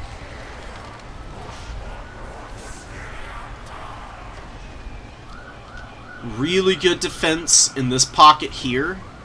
This is where you pull your infantry back, though. Try and get them into staggered lines, so that your opponent can't just burning head them to pieces. Like right here. And try and reform around the skeleton archers. Unfortunately, though, your archer corps is just being hounded endlessly. I mean, the Croxigors have gotten all over them. Skink cohorts have done some pretty decent damage to them. I think a Burning Head also got back there and hit them, too. 1,000 value on this Slan, who's just trundling about. Super cheap Slan too. No banishment or anything. No Aura of Quetzal or Shield of the Old Ones even. Basically just a mana battery. Some Rallying Croxagors moving in. Umbral Tide shut down by your Ushopti summon. That was a really nice Ushopti summon. Brutalizing this Salamander hunting pack. You got the Coldwind Spear Riders following up from behind, though. Getting after the Chosen of the Gods here. Getting a really clean engage against them, too. Really good Usirians. Definitely going to help finish those guys off before they can kill the Chosen of the Gods, but it's not great having them get caught like this and take a whole bunch of damage. In this position that you're in now, you really need their firepower closer to the front line so that you can punish the Croxagors that are sitting on top of all these skink cohorts right now. The Chosen of the Gods can do pretty big damage to monstrous infantry, and they can also shoot down a Slain Mage Priest. Slains are very chunky. They have a massive hitbox. The Airburst projectile usually precludes the Chosen of the Gods from shooting at single entities, but against sufficiently large ones, they actually become even more efficient than regular Great Bows against something like this. Really nice Sandstorm. Rotating out of the middle of that fight, though. That's so brutal. Very unlucky with the Sandstorm there. Probably needed to use one a little earlier. Even here, it's gotten a decent amount of damage. Just wish it was doing a little bit more for you. Definitely want to drop one on all these Saurus as soon as possible. So, Tomb Guard able to outlast the Chameleon Stalkers, and most of the Croxagors have been dealt with. You got some tattered ones here. These Croxies being pummeled right there by the Chosen of the Gods, as you can see. Getting some pretty respectable value on these guys. I'd like to see them be a little bit more accurate. Maybe you could close the gap a little bit more. It looks like they actually get jumped by the Croxagors back here. Getting their big spanking paddles in on your Ushopti and them being shut down right now is not great. Still need them to do the lion's share of the lifting. You're only down by about 1,300 value, but you don't have the missile core to make up for that. You're never going to be able to outgrind all these Saurus with your skeleton bodies. The efficiency just isn't there. I like the Skeleton Chariot summon. I think this is just a circumstance if your opponent got really lucky with a filthy Burning Head early, and, I mean, it's only 1,300 value. It doesn't look that impressive, but that is paying for himself, this Slan, plus 332 kills on all your chaff units. It's kind of given the Lizardmen the opportunity to just eat all three of the objectives, and you're going to have a really tough time taking them back. I mean, Skeletons just don't cap points quickly enough for the late game situation that you're in. Like, you've done a good job of staying competitive, and honestly, that's about the highest praise that I can give you for just the amount of opportunities and the chances that the Lizardmen have had to really bully you around. The Burning Heads have just been way too punishing. I've been there too. I literally just went through that not too long ago in my own game. It just sucks being a low armor faction and your opponent having easily one of the best spells in the game. I mean, this does such a ridiculous amount of damage at base anyways. It's almost unfair that the Slans have the Greater Arcane Conduit for the extra damage from that spell mastery. Feral Carno coming in, very interesting choice. Should help against the Tomb Prince. Tomb Prince has been doing his best. Honestly, hasn't been all that effective. I understand bringing him so that Kotep can try and stay reasonably safe. These guys just tend to not be able to carry their own weight, though. Their stats are just so awful. I mean, they got a good bonus versus large, but only 38 melee attack at base is just honestly pretty atrocious. Skeleton Chariots running into a bunch of mass and getting trapped up, and they're going to get dragged down by the Saurus Spears for sure. And you're just having a force path onto the point, and There is only defeat. that's going to be game. I honestly couldn't tell you what to do to get around the Fire Priest. Having the Chosen of the Gods shoot down the Slain is really about all you can hope for. And try and dodge the Burning Heads as best you can, man. Barring that, you just throw out more bodies and make sure that you're getting all of your Ushapti and the Stalkers out. And then I would say you should worry about the Tomb Guard and the Horsemen. The Horsemen and the Tomb Guard are really just there for, like, late-game capping, you know? They're your cap weight. Tomb Guard go and hold the line, while the Skeleton Horsemen, they've got 4 as opposed to the 2 on all your skeletons. So they need to be the ones that run forward and try and take the objectives away from your opponent. The main formation with all of these bodies should just be focused on defending the archers and the Ushapti here. They really shouldn't do anything else. They just stay in formation, you try and stagger it as best you can so your opponent doesn't get a truly ridiculous number of kills with like 1 burning head. There wasn't a whole lot you could do about that first one. They just got a really good, lucky rotation on it. You were trying to move your units out of the way, and it still just roasted them right down the line.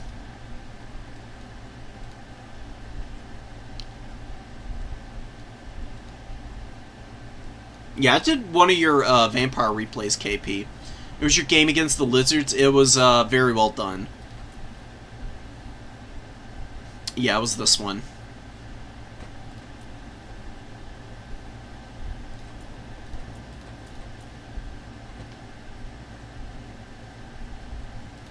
Actually kind of like the look of this one. Now this is a matchup where you want the bodies. Bretonnian infantry are pretty terrible. Bretonnia doesn't have very good cap weight. Plus, the prevalence of your spears and their knights means that you're going to have opportunities for the spearmen, the skeleton spearmen, to just like poke down something that's way, way, way more expensive than them. Like, Knights of the Realm are very strong in this matchup, but you definitely need to be very self-preserving with them. Zuka's army is pretty small, all things considered. I do like the inclusion of the Battle Pilgrims. You do have a Grail Relic, I guess, for those Spearmen at Arms. I just don't see the Spearmen surviving very long. I think they're going to be taken down pretty quickly. Got High Queen Khalida with Venom Wave. She's going to also have My Will Be Done. I actually don't hate it. I mean, for how often you see Lewin, Lewin's flying in here with his really solid combat stats. And Lewin can actually beat down on the Kemrian War Sphinxes, and War Sphinx is honestly not that great against Bretonnia because of the low quality of their infantry. I actually think Khalida may have some pretty good play here. I would bring her, what's it called? Staff of Asaf, I think it is. It's got like a, you've got 4 uses on it, if I'm not mistaken. It fires out like a, an airburst projectile. It's got 4 missiles to it. It shreds low armor units. It'd be really good for killing these peasant bowmen, actually. And then your Chosen of the Gods don't really have to do that job. Like, it's not a bad target for the Chosen of the Gods to shoot, but they are pretty pricey, and you'd prefer to be using the ammunition to hit stuff like the Knights of the Realm. And also poking down, like, the Matted Yeomen, or maybe even the Battle Pilgrims. Another thing is that your infantry have the Silver Shield, so you don't have to worry too much about the bowmen to begin with. Some kind of spellcast going down here. Uranans? Oh, Comet. Brutal damage. The Kesha Scorpion Legion is dead and gone. Not that big of a loss, though. I mean, this is a 500 gold unit, I think. Pretty inexpensive, all things considered, for an ROR. They're not that good anyways. They're mediocre at best. Good focus fire with the skeleton archers. That's a really good use of their time. Just pouring the damage on. One of the peasant fire arrows going to be running away. You got the other over here is going to be shooting the skeleton archers. And Mounted Yeoman and Knight of the Realm Charge going to be following that up and getting some pretty effective blows in. Wasting ammo and time shooting at the skeleton spears. Never, ever, ever shoot something this cheap with the Chosen of the Gods.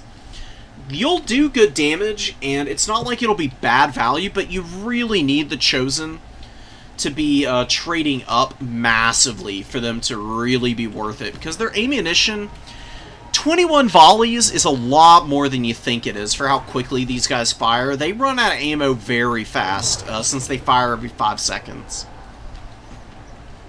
Eyes of the Desert coming in, and you get a beautiful net with Khalida. I love this build, by the way, Tabith.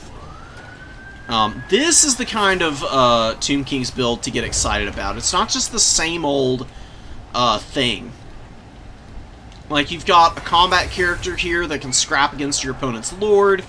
You've done a very good job with the net so far. Plus, you get the Exorcism, which has gotten a small buff with imbuing magic attacks. That can be really strong against Brotonia, because they do have... oh, no. Never mind. It's not really all that useful. I keep forgetting that they all have ward save now with their vows.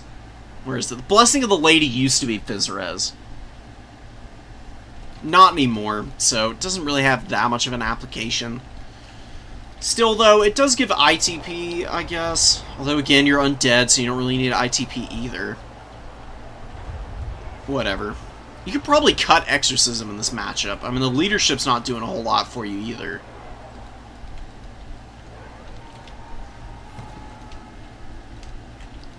So 100 gold to save. You can find 100 gold to spend somewhere for the undead pretty easily. Really beautiful net on Lewin. Oh, this is going to suck for him. You've even got the Chosen of the Gods winding up on him, too. You can see the airburst projectiles, some of them missing, but doing a respectable amount of damage to the big boy in the sky. You've got more shots coming in from the laser eyes, really starting to rack up some good value, and your opponent actually forgetting about Lewin for a second there. I think maybe also he got staggered and dropped his attack order. Really good stuffing strategy here with the Skeleton Horsemen and the Skeleton Warriors stopping the Yeoman from getting in. Knights of the Realm could be peeled off here to try and charge down onto your Sepulchral Stalkers, but losing their opportunity and taking some nasty, nasty damage in the process.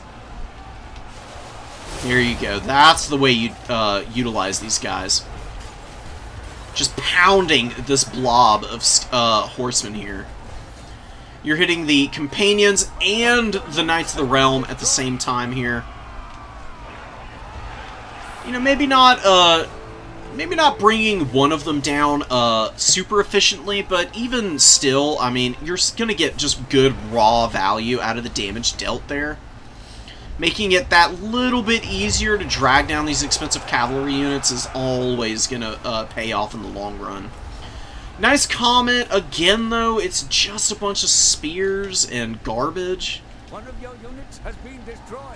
You've got a pretty good value lead. You just need to make sure that you don't lose Khalida. You get a really nice false protection here, raising her armor and melee defense. Proving to be pretty crucial here with the fact that she's surrounded by so much. Damsel with 1,000 value. Still, though, not quite effective enough. Grail Relique actually occupying the Eyes of the Desert. They could be shooting in here, and that's where they'd be getting the really good value. You gotta watch out for little moments like this. Like, if you look at this from, you know, a bird's eye perspective, you just see your unit, looking like they're kind of in shooting formation. But really, they're just occupied attacking this little Grail Relique. they're doing enough damage to actually kill it, but you'd prefer to have them firing the whole time. It's a little bit of a shame. Sepulchral Stalkers, they're a strong unit. They're just so short range that this oftentimes ends up being their fate, where they just end up gatekeeping themselves from actually getting good value. Now, luckily, you've got the Chosen of the Gods poking away, and they got 2,900 value here with one shot left. Probably going to end up a little bit over 3,000 if they can hit Lewin a couple times there. The enemy has slain our lord. Not quite able to do it. You do lose Khalida, but at the very least, you're not having to worry about your units routing off the field. The crumbling can be a little annoying, but usually not that terrible.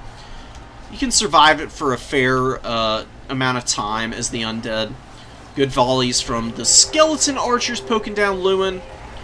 And yeah, there you go. The Sepulchral Stalkers turning attention now to Lewin and pounding away at him, while the Kefir Guard and the Skeleton Warriors are just holding the line here in the middle. Kefir Guard going to be really annoying to drag down. Regenerating unit, they've got 70 armor. They're fairly good at clearing through Battle Pilgrims and Spearmen at Arms. They can even do okay against Foot Squires, funnily enough.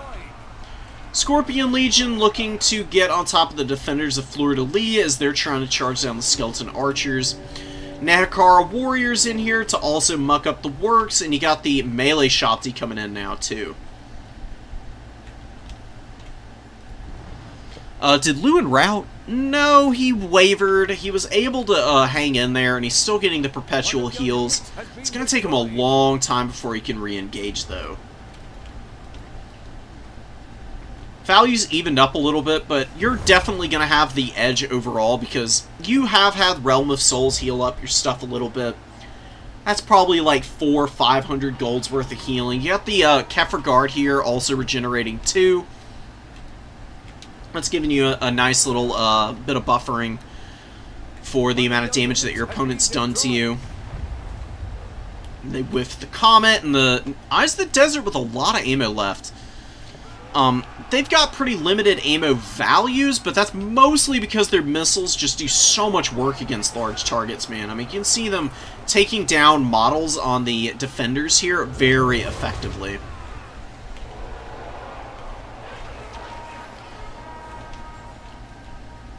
Missing an opportunity to hit the Pegasus Knights while they're in on you. But not that big of a deal. The Pegasus Knights are just going to be flying around and trying to get freebies wherever they can. Honestly, chasing them with the Ushapti isn't a bad idea, because Ushapti may not be ideal against large targets, but they do have pretty good mass, and if they can just pin them on the ground, if you can throw forward some Skeleton Horsemen, Skeleton Horsemen can drag down Pegasus Knights pretty effectively, believe it or not. They're just really cheap. These guys have 80 armor, but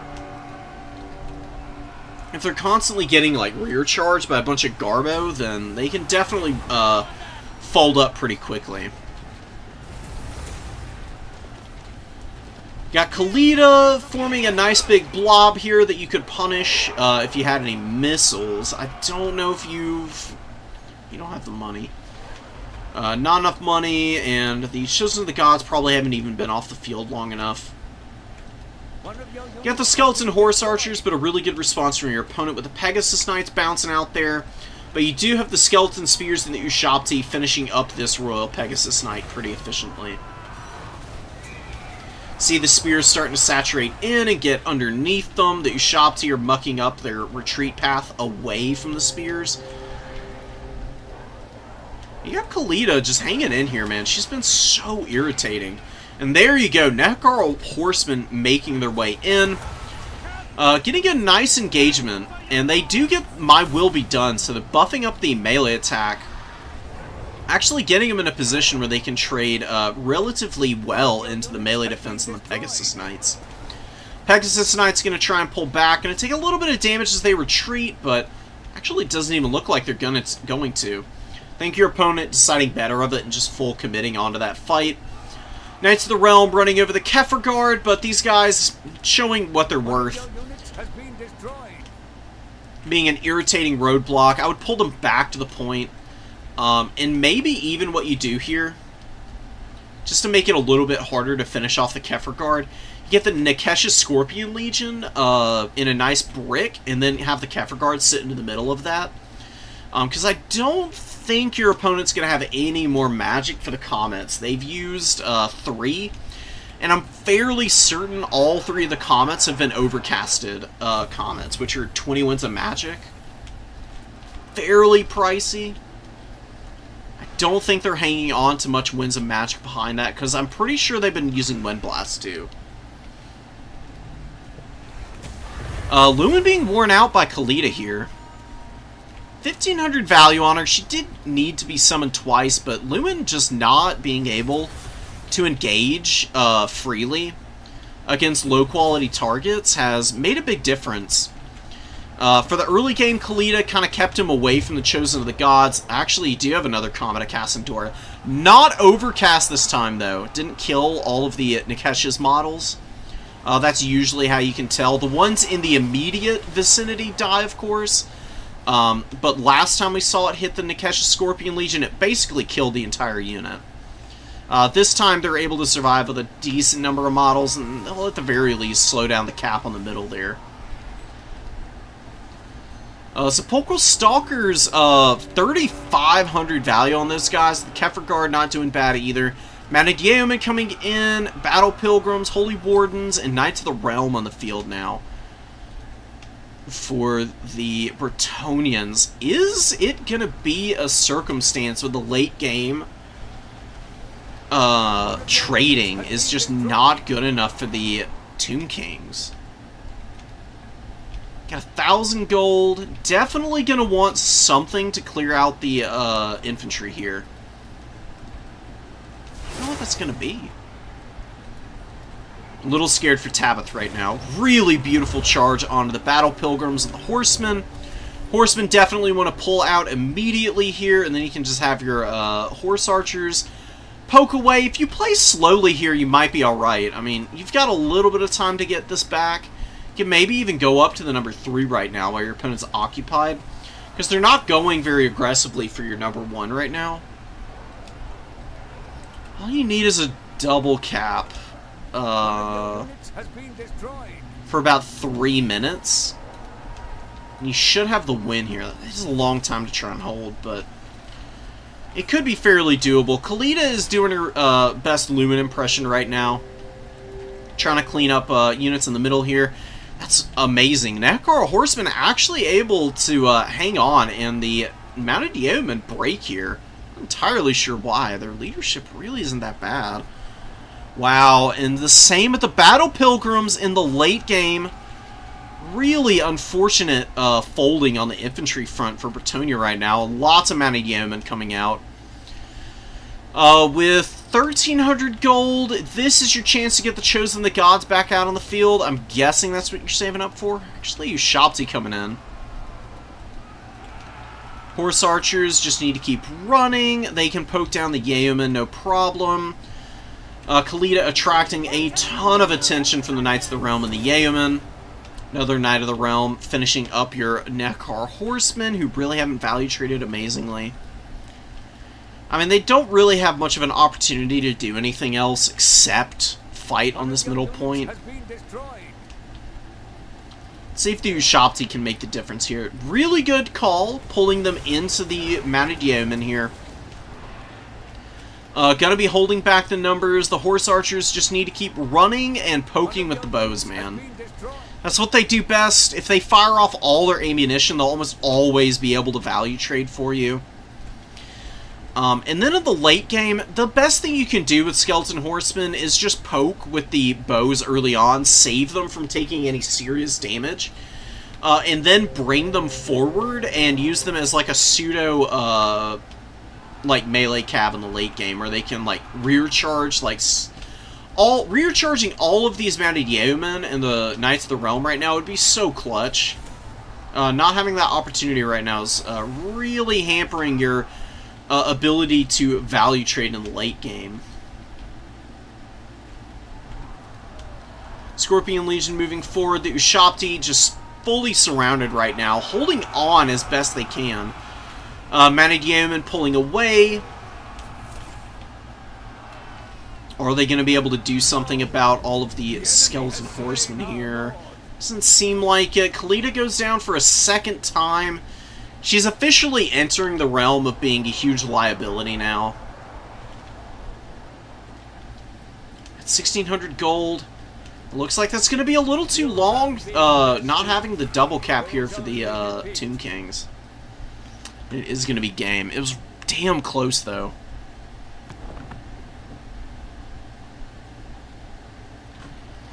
I mean, therein is the proof in the pudding that you really do need some kind of a missile line for the Tomb Kings to really perform.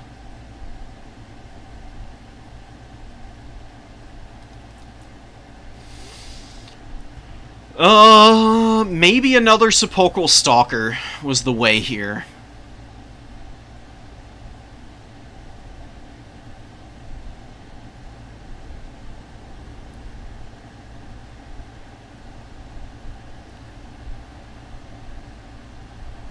Cut the Ushapti Greatbows, get another Sepulchral Stalker, and bring it out as soon as possible, and have the Eyes of the Desert and that other sneaky snake unit just kind of rock up to the middle objective and just form a nice perimeter around them, and your Bretonnian foe should never ever find an easy engagement that'll work out in their favor with two Stalkers out on the field. You should be able to outbox the Bretonnians at that point.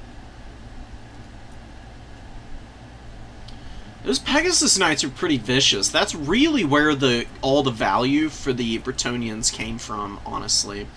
The Grail Knights weren't that good. I barely even noticed them, in fact. Companions of Quenelle were pretty terrible, too.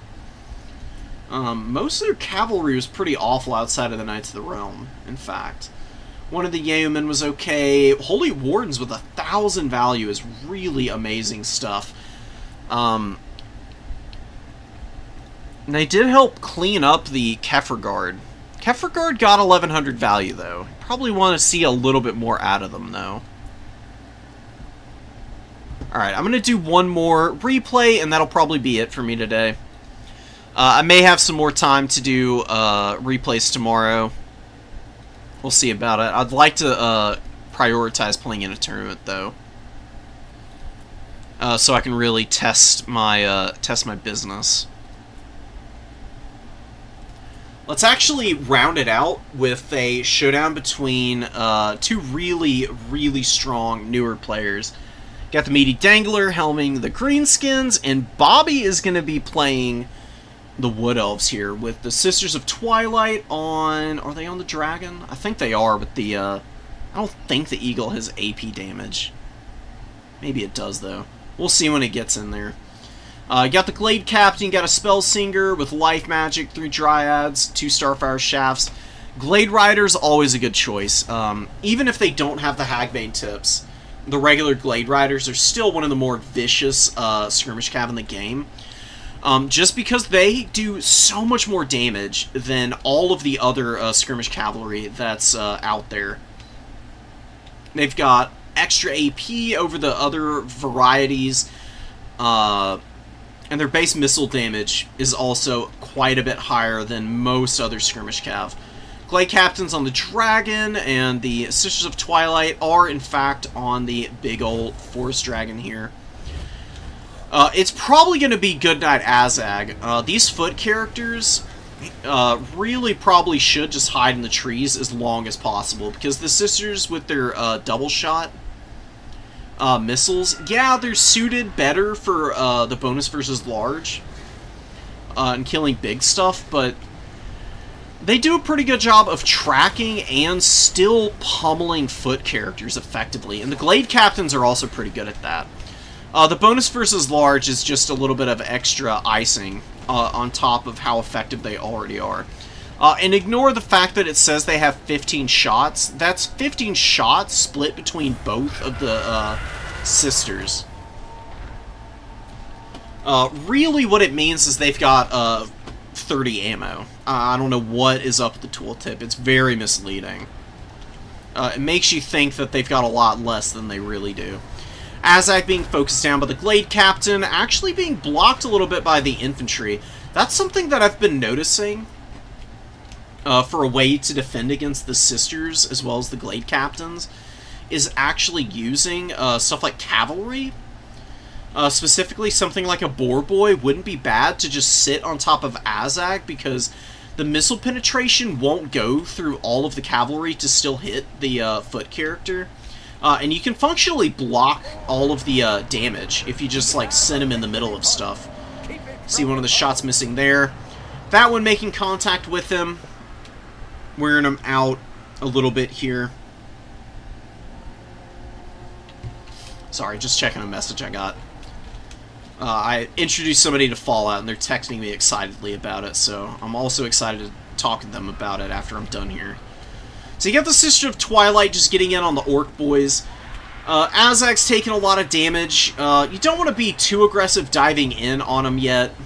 You can probably take another, like, 1,000 HP off of him before you go for an Alpha Strike to try and kill him before the Greenskin army can just, like, fully press you back and make it really difficult to get back on the points.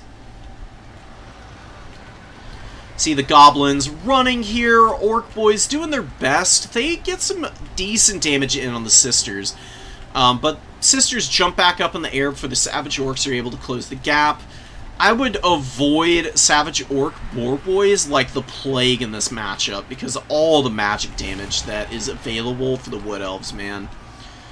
If it's not one thing, it's another. It's going to be like Hagbane Tips, it's going to be Swift Shiver Shards, it's going to be Dryads, it's going to be Blade Singers also have magic damage. I mean, they wouldn't be amazing against Boar Boys, but the point is that these guys just have no armor, and the last thing you want is for the really powerful missile units that the Wood Elves to just have uber-efficient performance against you.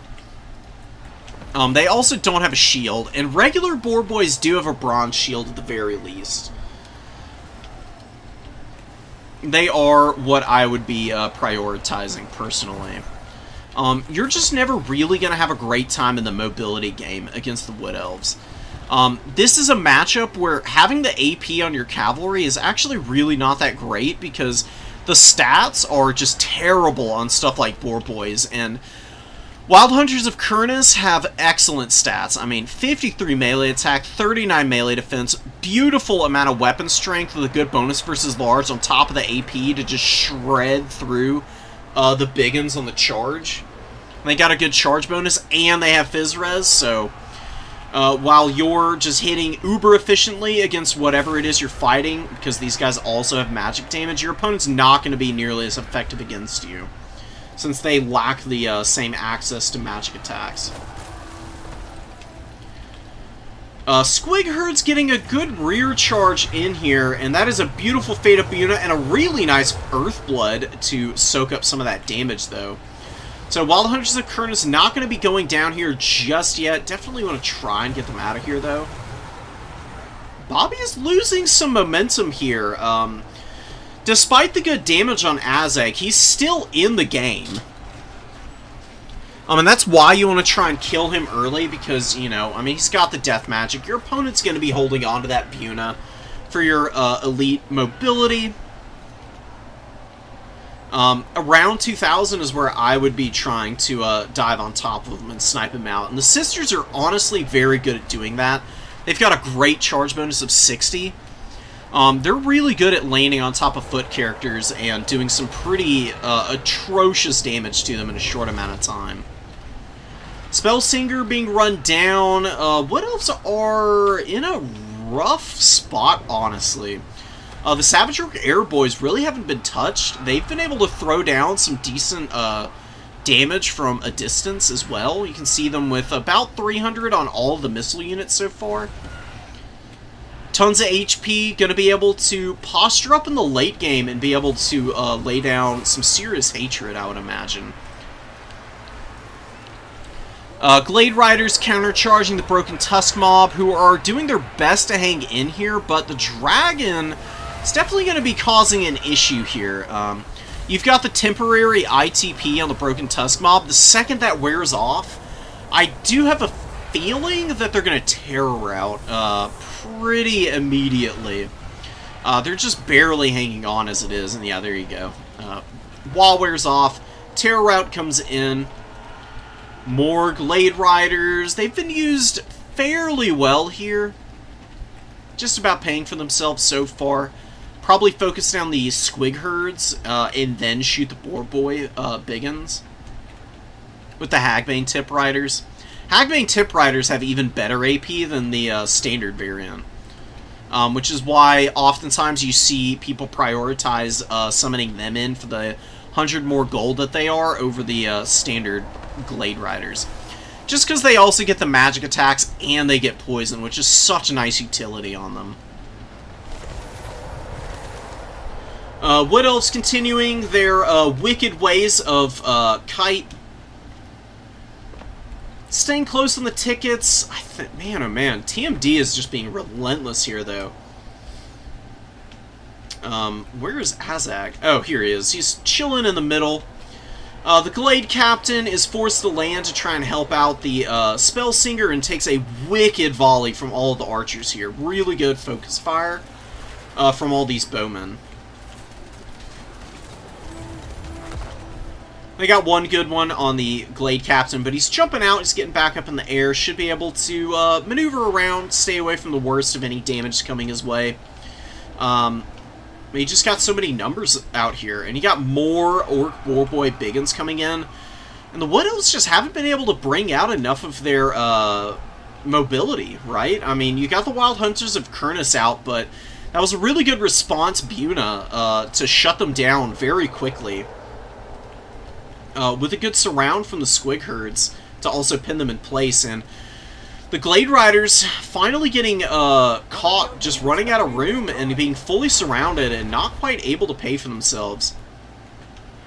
Hagbane Tips is some pretty good value, but not making enough of a difference. And the Sisters of Twilight, I thought they would be a lot more effective here, but not able to kill Azag, not really doing enough to hammer home with their multi-shot ammo against any of the cavalry. Only ending up with about 1,500 value, which, if this were, like, 3 or 4 minutes ago, 1,300 would be pretty good value. By the 8-minute mark, you're hoping for, like, 2,300 out of these guys, for how much they cost. I mean, they're a stupendously expensive unit. Another thing that you need to be aware of, Conjoined Destiny is kind of terrible. It really is honestly kind of an awful ability. This happens all the time, where it'll proc, and in the 30 seconds that it takes for it to cast, the Sisters of Twilight are routing. Oftentimes they'll just run off the battlefield if your opponent's chasing them with something. And they'll proc the heal as they run off the field. You're usually better off just cutting it and saving the money and making these guys as cheap as possible. Dragons are dragons. Just be sparing with your engagements and use the Spellsinger to heal them up. You've got Earthblood and you got the Lore passive. That's pretty strong stuff. You usually don't need a whole lot more than that. Alright, flying around here, dropping some more multi-shot, and still not doing a whole lot with it. I don't know if it's just the luck of the draw, but it just has been really sad seeing them perform so poorly up to this point. Sylvan Knights getting up into the Savage Orc Boar Boys. Savage Orcs once again being flattened because they have no resistance against the magic damage here. But they do get tons of reinforcements. You got some Wolf Riders getting in on the rear of the Sylvan Knights here. All the Phys-Res in the world is not going to save you from being fully surrounded by a bunch of Garbo and slowly dragged down. So Sylvan Knights not really getting any terror routes either. You finally get one here on the Goblin Wolf Rider Cav. Maybe that's why you bring the Savage Orcs. They do have Frenzy, so no terror is going to be throwing them off balance here. Sylvan Knights going down to Fate of Buna. Just finishing them off. Maybe not the most efficient use out of that spell, but at the very least it guarantees you the victory there. Like, just bring all your infantry up to replace any losses that you've taken up to this stage. And TMD with just a rock-solid hold over all the objectives here. Yeah, Sister's going down to the Boar Cavalry. You can see Conjoined Destiny, get a proc again. Not really at any point, though. It's going to heal him, what, 100 and... No, about 500 HP. Okay, I mean... They're still dead no matter what. Glade Riders... You're dead. Gassed. I knew it. Unending. What do the Wood Elves really need to do here with this build?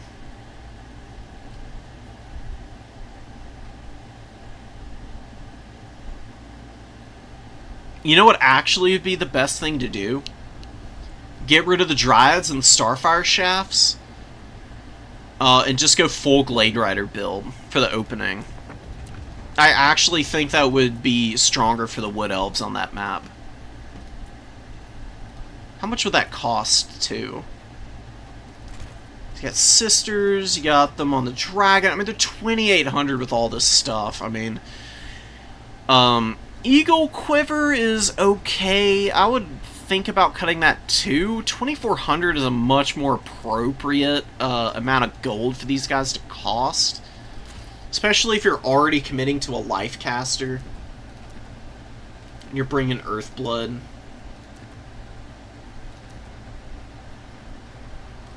Just do that. You bring the Glade Captain, you get him on the Eagle too. 550 is a lot to spend.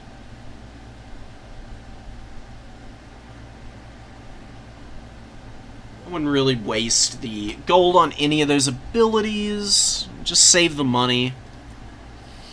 The Glade Captains are... The reason that I would say Horn of Aisha and Dance of Loic aren't that useful is the Glade Captains are too squishy to really make use of these. They just don't have a lot of health, right? You can maybe even think about putting them on the Great Stag, but the Eagle is a pretty good mount for him too. Just be nice to save 200 more gold. Wood Elves are just really expensive. They tend to cost a fair amount of money that you would like to be spending on other stuff.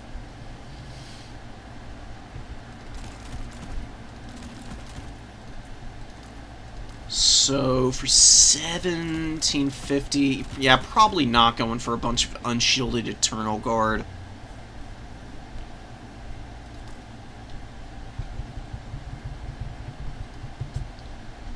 Oh, you don't have any more ability to get units with 360 firing arcs.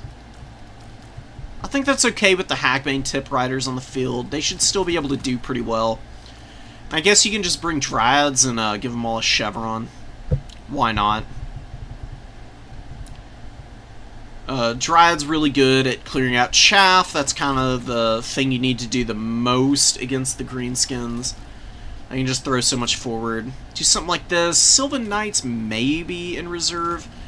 It's big investment on those dudes.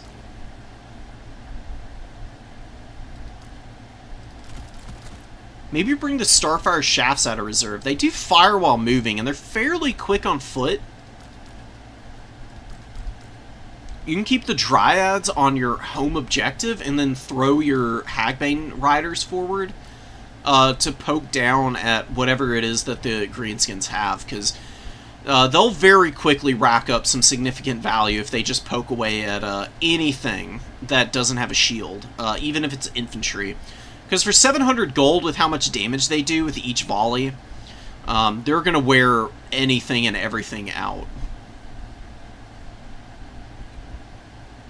Could do more cavalry, but I think that's plenty here. Maybe you can cut one of those guys and get a Stag Knight, and then do like a War Dancer or something.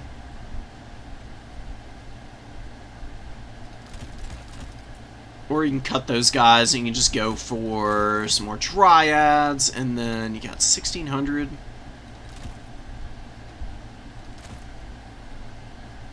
Maybe something like this. Just having an unbreakable unit for a point isn't a bad idea either. I actually think the Greenskins could be a bit of a tough matchup for the Wood Elves, just looking at it.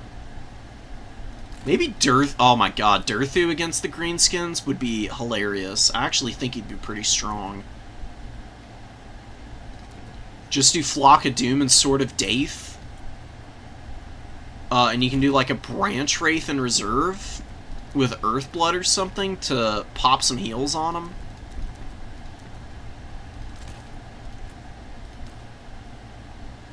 Be pretty hard for that, he'd be pretty good. I mean, he can clear out Chaff pretty well with all of his, spell casting, and the Sword of Daith just deletes everything around him. Especially for a map like Geyser Bluff, where there's that, central objective that your opponent has to engage onto if you want to post up there. I think that's where he could, do really nicely. How often are the new player tournaments? They're every week, Goosifer. So if you show up every Saturday, you'll always have that one. I'm gonna start hosting intermediate tournaments again. I did them for a couple weeks, fell off. If I have time... no, I don't think I'll have time to host one tomorrow. I'll try and host an intermediate tournament on Tuesday, actually. I think that'll be pretty fun. Anybody without a tournament win in the current season will be eligible to play in that.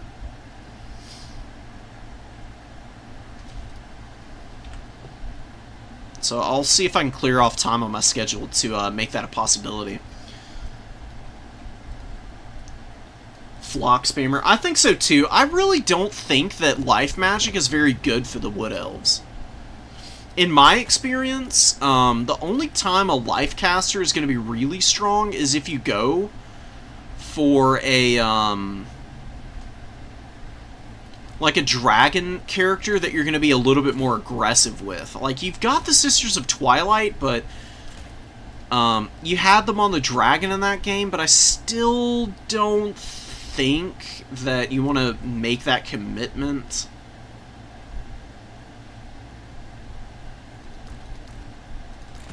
Glaive Lords are just so hard to pass up with Prey of Anathrema, man, and Arrow of Kurnus. On the Great Stag, you get a really good combat character with a lot of utility, being able to poke with the bow. You've got the snare, you've got the stupidly broken missile here. I mean, this Arrow of Kurnus is pretty busted and probably always will be until they do something about it. I don't know how you adjust it to not be nearly as powerful as it has been for pretty much the entire lifespan of the game.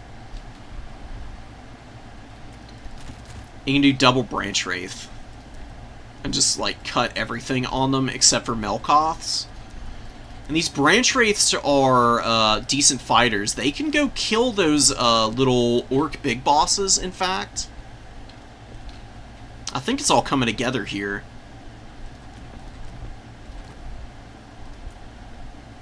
So how much are these guys? Yeah, 475 versus 550, and you get the extra utility of the Melkoths just constantly being popped on your opponent's boar boys. And then you can play a attrition game at that point, with you just wearing out all your opponent's cavalry while playing cagey with your own and denying the opportunity for your opponent to cast Buna. Yeah. Here you go.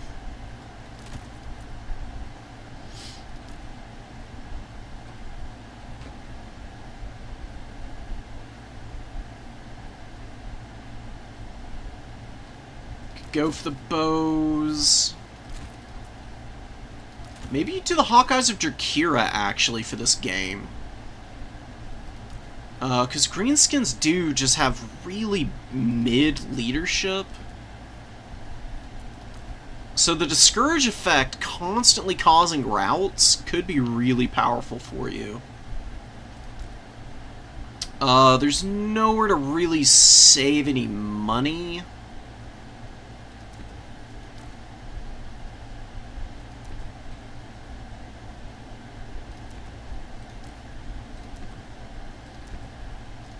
Alright, so maybe you stick, like, Earthblood on your, Branch Wraiths or something.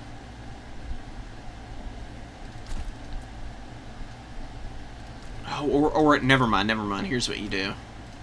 Cut that, yeah, 1150. Actually bring one Wild Rider, and then you can bring a, Hagbane Tip in reserve.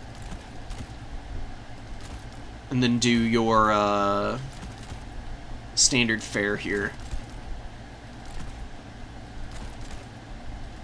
Not quite enough for War Dancers. Maybe double Great Stag? They're really vulnerable to Buna, though. Oh, man. Buna mucks up the works really badly for the Wood Elves, honestly.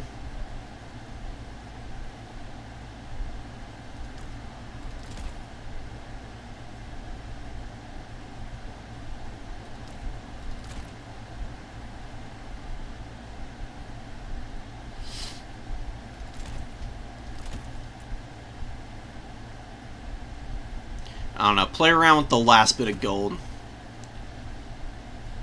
think that'd be a little bit of an easier army to helm against the Greenskins.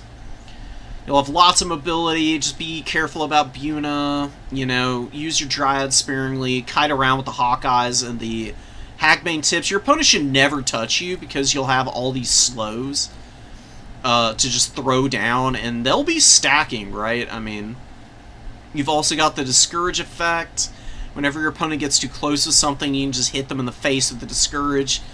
And then just pour Hagbane Tip Fire onto them, and they'll probably break. Just about everything the Greenskins have is too low leadership to be able to hang in against all that. And you just value trade until the game is over.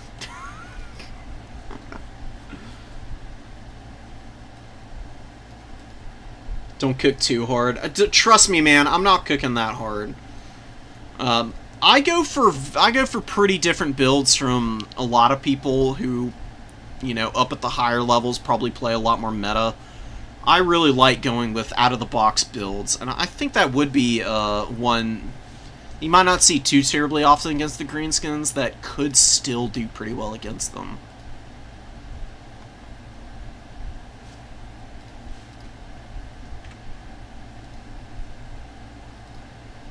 Alright guys, I'm going to call it here. A little bit of a shorter stream. I hope you enjoyed this one though. I'll be back ASAP. Definitely on Tuesday, I'll be looking into hosting an intermediate tournament for everybody. And we can all get some good practice in, hopefully, because I haven't won a tournament and I'm rusty as hell, so I would love to get a chance to play. So, I'll see you all around. Till then, guys, take care, peace out, and I'll see y'all later.